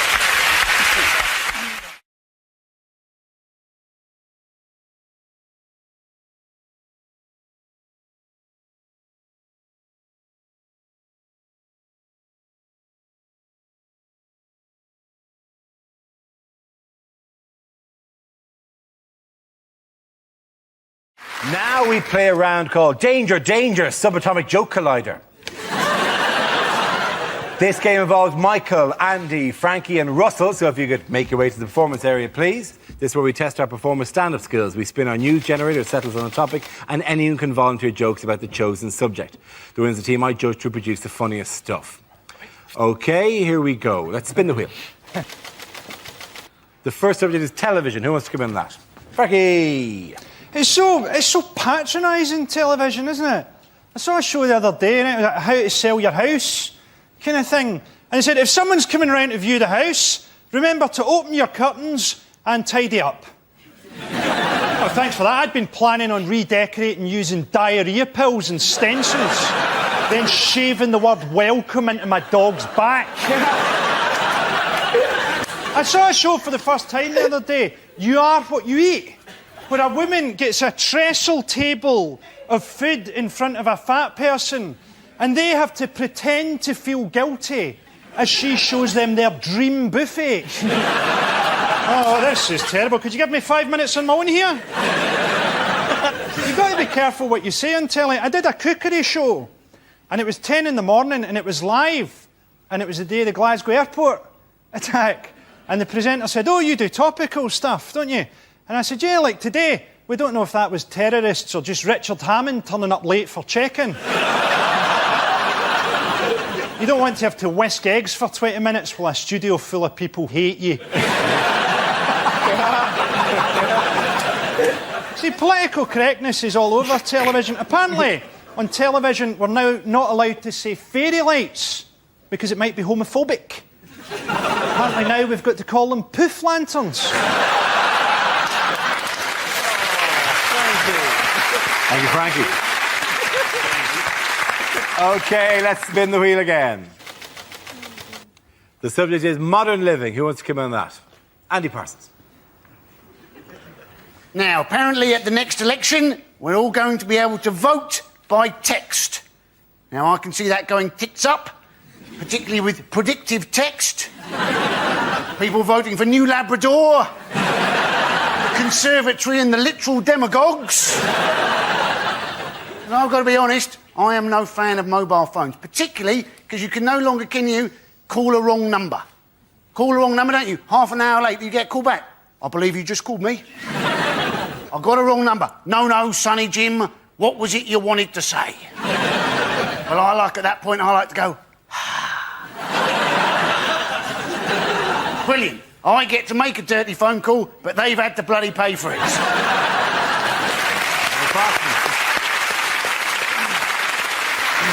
That leaves us with Michael and Russell. Let's spin the wheel. Next topic is drugs. Who wants to come in on that? Russell. Good laugh, mate. I get offered drugs loads. I was at Glastonbury this year, right? And this bloke came up to me. He's like, "Oh, mate, do you want some shrooms?" And you're quite tempted because everyone's like, "It was amazing, man. Had a chat with a tree. Good guy. He was called Nathan. You'd love him. We could play racquetball Thursday week. What a chap." But you know, if you took mushrooms, you'd be the one who would have the story that would end up on the front page of the papers. Do you know what I mean? I killed a lollipop lady. She wouldn't let me lick it, and I killed her. So in the end, right, it was really embarrassing. I had 3 packs of Starburst just shoving in front of my tummy, like, nom, nom, nom, nom, nom, nom. I was like, my guts totally gave way, and this lovely old lady came up to me and was like, "Are you all right?" Now, you've never known being truly pathetic until you've looked into the eyes of a kind stranger and gone, "I've eaten too many sweets." Thank you, Russell. OK, Michael, let's see what you've been left with. Let's spin the wheel. The topic is grooming. Michael? People like my hair, though. I do gigs, and people come up to me after the show and they go, "I loved it." I go, "What part?" And they go, "Your hair. It moves around when you tell jokes." And people find it funnier than me. And I'm worried I'm going to wake up bald with a note. I've gone solo. I obviously don't need you. I'm touring. I never understand the end of a haircut, the mirror bit. There's this strange... Men don't want this bit, OK? There will be a back of the head mirror. It's a mirror specially designed for the back of the head. They will fetch the mirror. Man is already thinking, "I don't want this, I don't want this." And then they present to you the back of your head. It's a surreal moment in life. It's you looking at the back of your head for the only time in life you see the back of your head. And I think in the history of hairdressing, no man has reacted at this moment in any other way other than, yeah. I don't even know it's my head. For all I know, it's just a photo of his best ever haircut. I don't care. It's of no interest to me. Do people go, "I love it, I'm leaving backwards. Woohoo! Thank you!" Points there go to Frankie and Michael.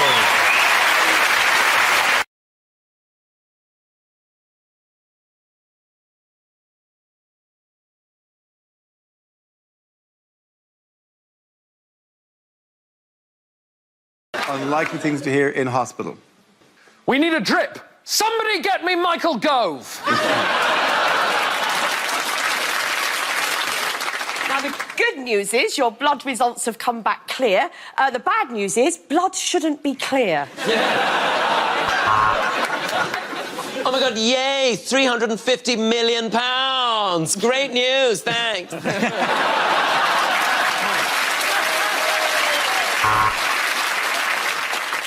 Time of death, Pims o'clock. Look, if you squeeze his drip really hard, he gets an erection.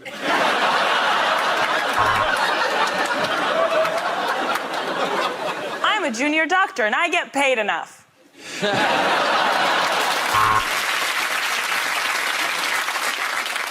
Erectile dysfunction, you say? Does it hurt when I do this? And does it feel amazing when I do this?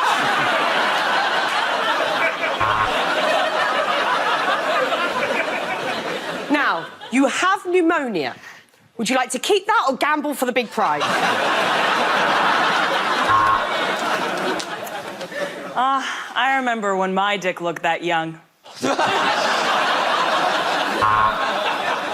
I am the leading gynecologist in this hospital. I work in the cafe, but I'm a bit of a legend.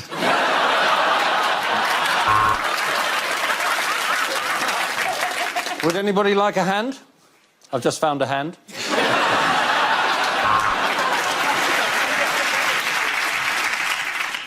You have cancer. Sorry, you're having a cancer. Your baby is due July 15th. Well, the good news, it's not spread. It might be jam or peanut butter.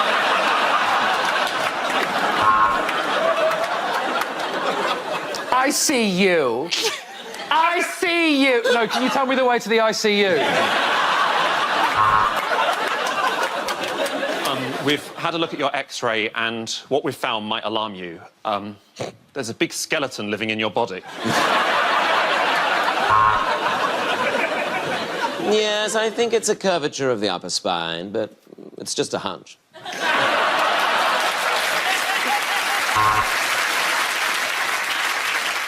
Good news, Mrs. May. We managed to have your tear ducts repaired just in time for your big speech. All right,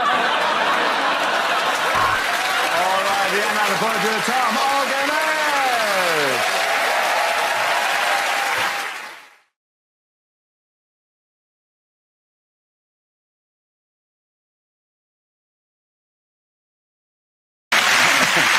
Now we play a round called There's a Labour Party in My Pants and Everyone's Invited.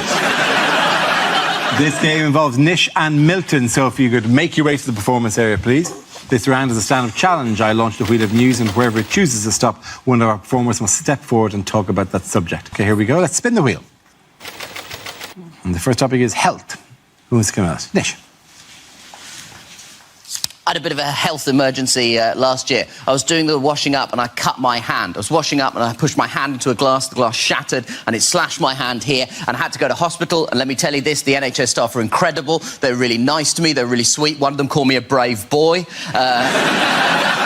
Which is good because I was being one, so I don't know what you're laughing at, OK? I'm the one with the badge. Anyway, before I did that, I did something which I probably regret doing. I called NHS 111. Now, if you don't know what this service is, it's a service the government has brought in to replace NHS Direct. So if you have a non-life-threatening emergency, you're supposed to dial 111 on your phones. Now, I'm sure that these people are very nice, but based on my experience, they have proportionately less skill than their numerical value compared to 999, because it was the blind leading the blind. At one point she said, "How is the blood?" And I said, "Red," because I had no idea.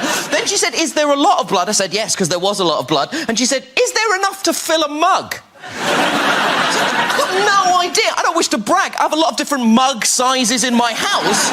Also, while this was happening, I was just panicking. I wasn't decanting the blood in that it could be poured back into my body at a later date. Then she said, "Is the blood flowing or oozing?" I said, "I have no idea what the difference is between those two things is." And she said, "Oh, there's a difference." And I was like, "I'm not getting into a semantic debate with you while blood is gushing out of my hand." And she just went, "Gushing, thank you very much." Well done, Nish, come on. OK, that leaves us with Milton. Let's see what you've been left with. And the topic is transport. When I was at school, my bike was smashed up. It was my own fault, really. I just handed out leaflets saying, "Bullying, let's break the cycle."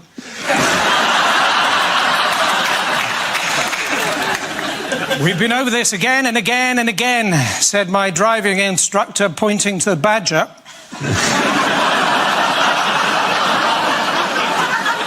Apparently there is actually a road in the north of England called Quality Street. And there's only one person living in it, and he's both Turkish and delightful. Tricky, isn't it, if you're both a moth and a sea captain? In charge of a ship. But up ahead, you see a lighthouse.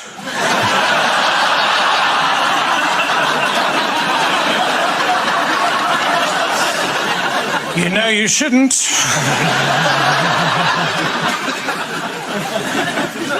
Toilets in trains are rubbish, aren't they? Especially the one right at the front, and the bloke in there gets so cross.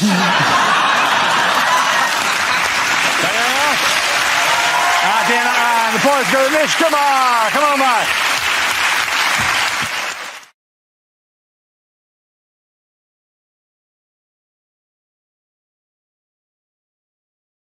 Now we play a round called Trump Around, Trump Around, Trump Up, and Get Down. This game involves John and James. If you could make your way to the performance area, please. This round is a stand-up challenge. I launched a wheel of news, and wherever it chooses to stop, one of our performers must step forward and talk about that subject. OK, here we go. Let's spin the wheel. And the topic is home life. Who wants to come in that?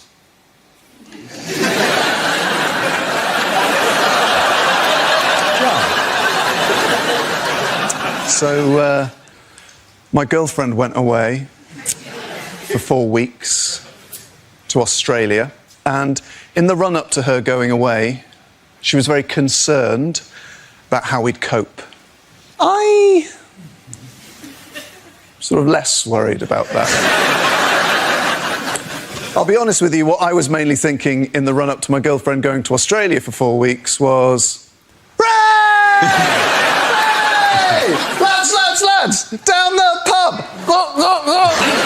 That's a pint glass, by the way.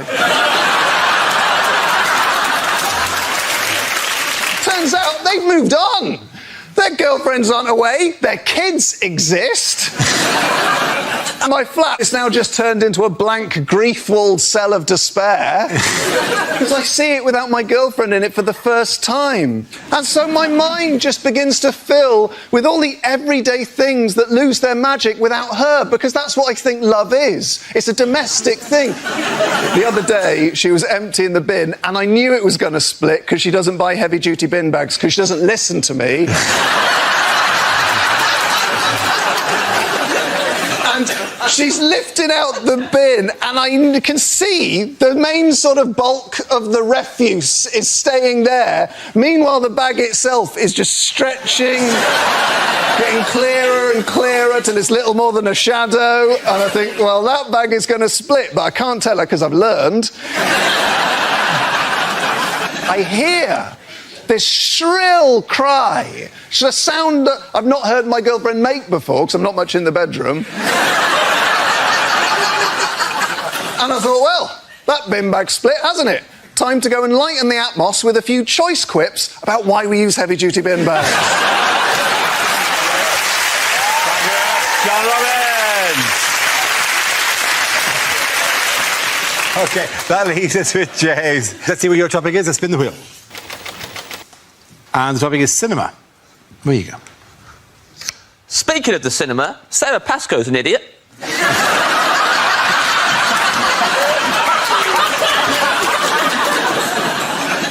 Love going to the cinema. My favourite film I ever saw at the cinema was the Eddie Redmayne classic, The Theory of Everything. I loved it. It should have been called Look Who's Hawking. That's my only criticism. No, but it's perfect. Worst part of going to the cinema is other people. Easily. Sitting there, King of the Jerks is behind me. This really angry man had a go at me at one point because I was snacking. Get over yourself, Grandad, I'll do what I like. In his defence, I was eating a big bag of fortune cookies. Cracking them open, reading them out loud, it was disruptive. It was disruptive. End of this film, man behind me goes, ugh, that's 2 hours of my life I'm not getting back.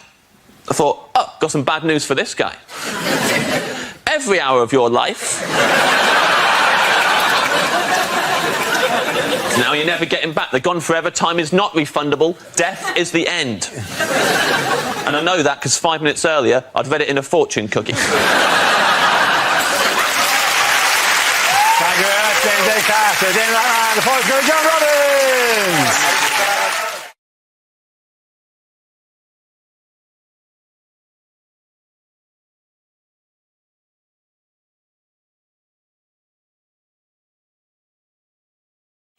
Unlikely questions from this year's exams.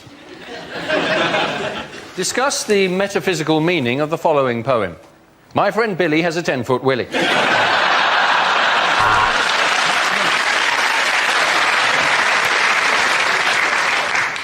Would you like this exam to be A, multiple choice, or not? The Bronte sisters. Shag, marry, push off a cliff.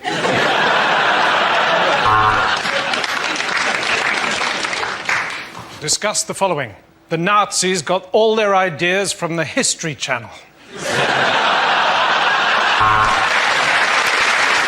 Who's the chap in the A team who would not get on the aeroplane? Was it A, B, or B, A? If a bank loses £60 billion in a 6-month period, using numbers that you've plucked out of thin air, work out what the chief executive's bonus will be.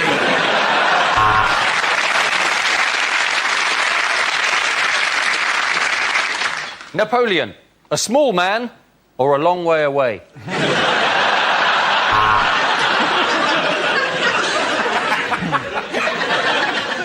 Quantify n in terms of q when q is a positive integer that dissects a parabolic curve. How's your lucky pencil case now?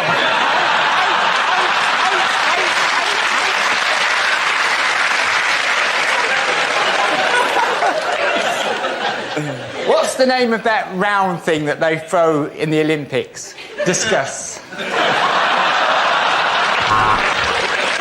Draw a diagram of the genitalia of the male elephant. Use all 30 sheets of paper provided.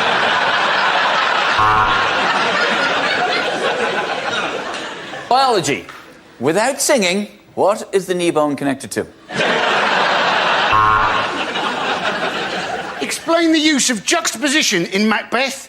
Alternatively, write down everything you know about Macbeth in a blind panic because you've got no idea what the word juxtaposition is. Drama. Question 1. What was it that first made you want to become a waiter?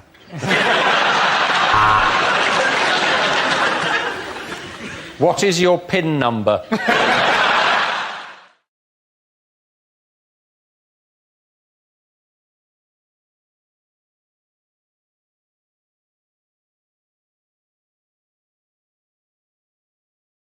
Things you wouldn't hear on a science documentary. My favourite element is helium. I can't speak highly enough of it.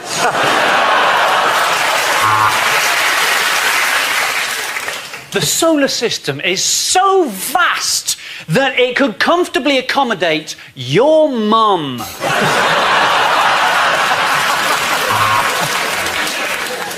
The most fascinating thing is, if you really spend enough time looking at the alignment of the stars, your wife will leave you. They call it dark matter. Well, whatever it is, I've tried to flush it 4 times and it's still bloody there.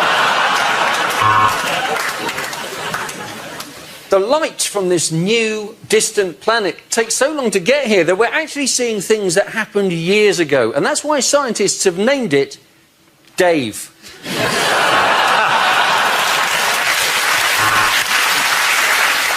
Tonight we're discussing sports science. Is it a real job or is it just PE when it's raining?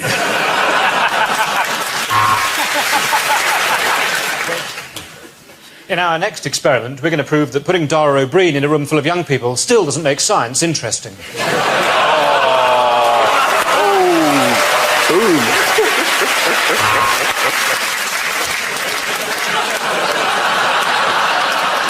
I think we've got the points. So, if we look through the telescope, we can see the biggest black hole ever found. Oh no, I've left the lens cap on.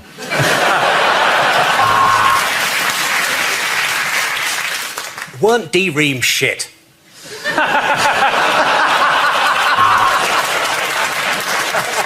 How does your granny stairlift work? Well, it's all to do with nanotechnology.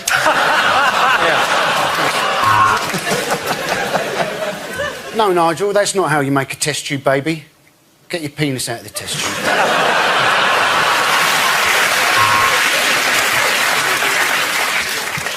So this is amazing, right? So what you're saying is that somewhere, Professor Cox, in a parallel universe, there is a me with hair. That's right, Dara. The end of that round. Nobody gets any points at the end of that round.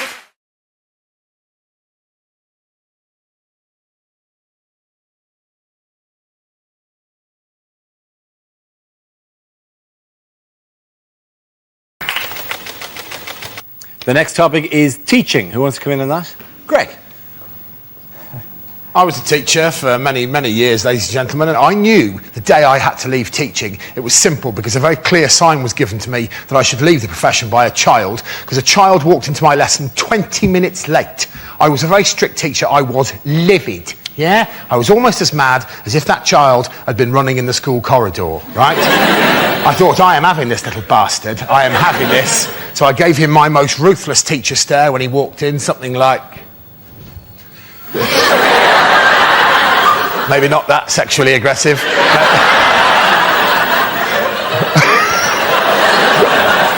It wasn't. would work. That would work, though, wouldn't it? They wouldn't be late again then, would they? Oh, dear. Where have you been? No, it wasn't right. I was furious. I went, oh, really? Oh, really? And I could see that child didn't give a shit, right? And I thought, oh, no, this is the end of my teaching career. And I went, where have you been? And he went, yeah, sorry, sir. I went, really? Are you? Well, where the hell have you been for 20 minutes? And I promise you, that child looked me in the face and went, yeah, sorry, sir. I've been living La Vida Loca. What can you say to that? I said, fair enough, sit down. Anyone who quotes Ricky Martin at me, ladies and gentlemen, is a friend for life. Well done, Greg.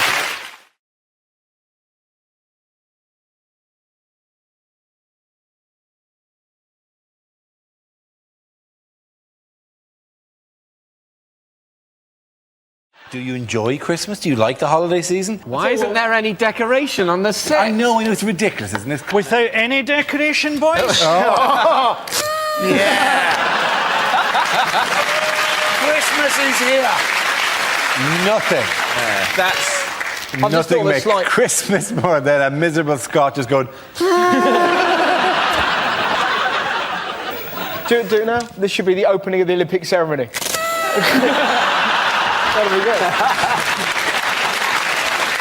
Well, do you enjoy the Christmas? I hate Christmas. It's like the opening sequence of Saving Private Ryan, except every third person is a woman puking into a handbag. People queuing to get into Yates's wine lodge. That sums up Christmas. You're queuing to get into somewhere shit. Just women who are praying for the invention of the morning after Bacardi Breezer. You make Christmas specials a lot differently than we do in Australia. Yeah. See, this is the most miserable Christmas thing I've ever been involved in. This is my worst Christmas.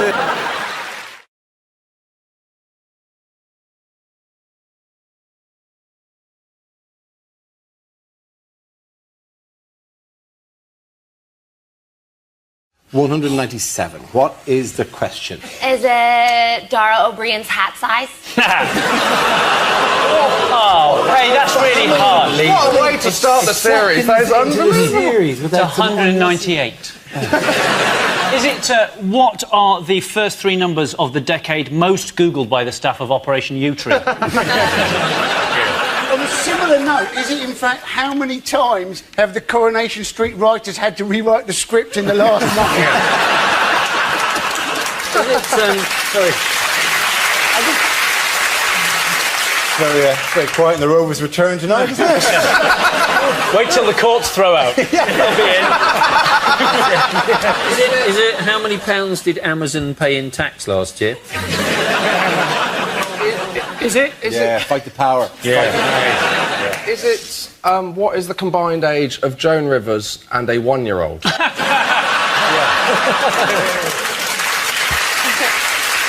it in fact how many times did I try and vote for the egg-throwing woman on Saturday night?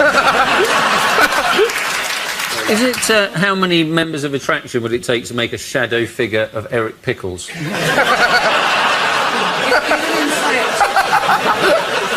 Is it in fact how many Findus lasagnas could you get out of this year's Grand National winner? Is it, if I watch any 5 minutes of Game of Thrones, what is the average amount of tits I will see? Is it how many margarita cocktails can you make from one pizza? Is it? Have you wondered why nobody comes to your Mexican nights anymore? Is it what number Downing Street has Cameron put Nick Clegg in? It's correct answer, 197. Is it how many baby hamsters can you get in the shoebox? That is the correct answer. I will genuinely give you the right answer. Is it? No, it's not. What's my room number, ladies? Is it how many intelligence reports have been produced as a result of the PRISM programme? Absolutely, thank you very much, Hugh. Well done. Very good. Yes, the question I was looking for was, how many intelligence reports has GCHQ generated from the US government's surveillance program PRISM in the last year? This is the news that the US National Security Agency, the NSA, has tapped into the servers of 9 internet companies to track online communication. GCHQ, the British government communications headquarters, has had access to the system since 2010. Are we alarmed and frightened by this development? No. No. Why would you be? Next question.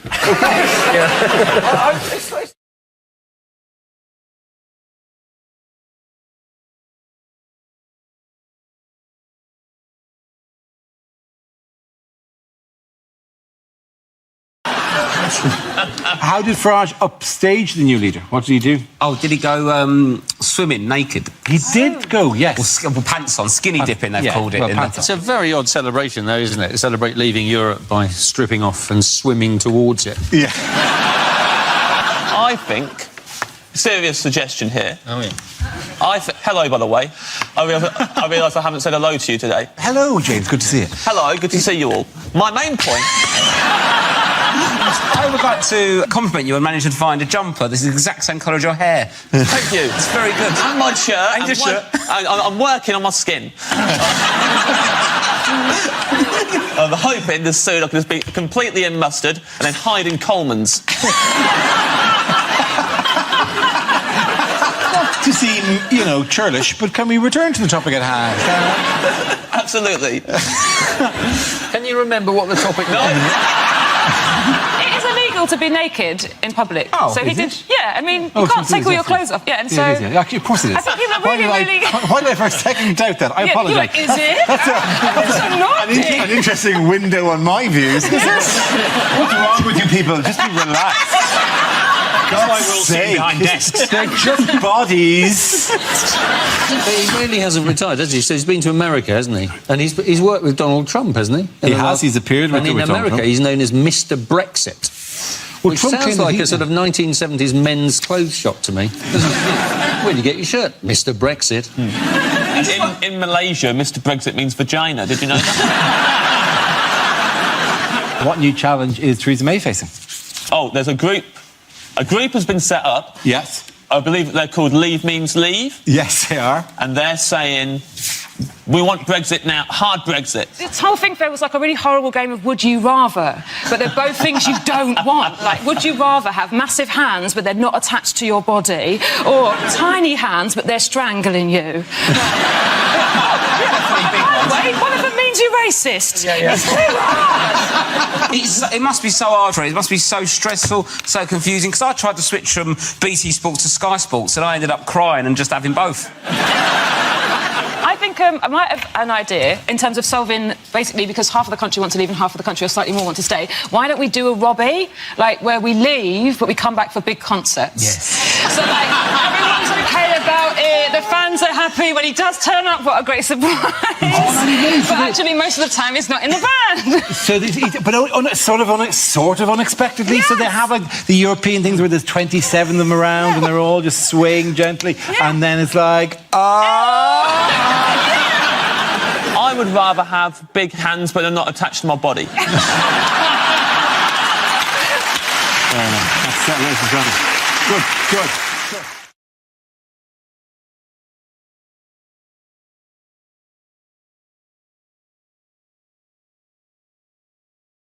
Basically, Ed Balls has been implicated in the plot to overthrow Tony Blair, because he was part of this whole idea of rebranding Gordon Brown as Project Volvo, because Gordon Brown was supposed to be dull and unreliable, basically, or dull and reliable. Yes.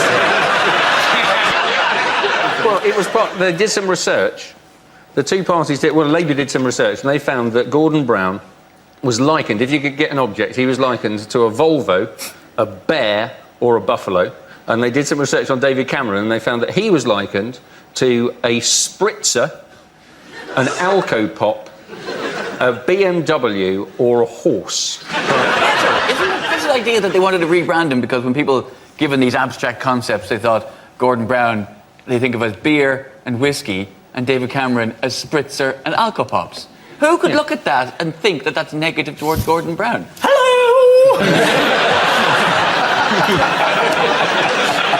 some spritzer drinkers among us. I love them. I tell you what, if it was a Campari, you'd have had my vote. The memos that this was based on leaked, right? The last time Ed Balls saw the memos, he says, they were on his desk when he was Secretary of State for Children's Schools and Families. What kind of incompetent person leaves incriminating paperwork on a desk after they've left a job? Wait a minute. Frankie's plan to oust Dara? Never happened. The plan was to try and make him appear more normal. Yes. This was the thing. They wanted to hide his exceptional school record and the fact that he excelled as a student and was fast-tracked through politics because he was a really good student and really clever. And they wanted to hide that fact and make him seem more normal because that makes him appeal to the voters, to be more normal. People want to vote for someone who's like them. I want someone exceptional in number 10. I don't want someone who's like me. I spent 2 hours yesterday trying to remember if I'd had a shower yet or not. That is true. Sitting where I am now, I can tell you the answer for today is no.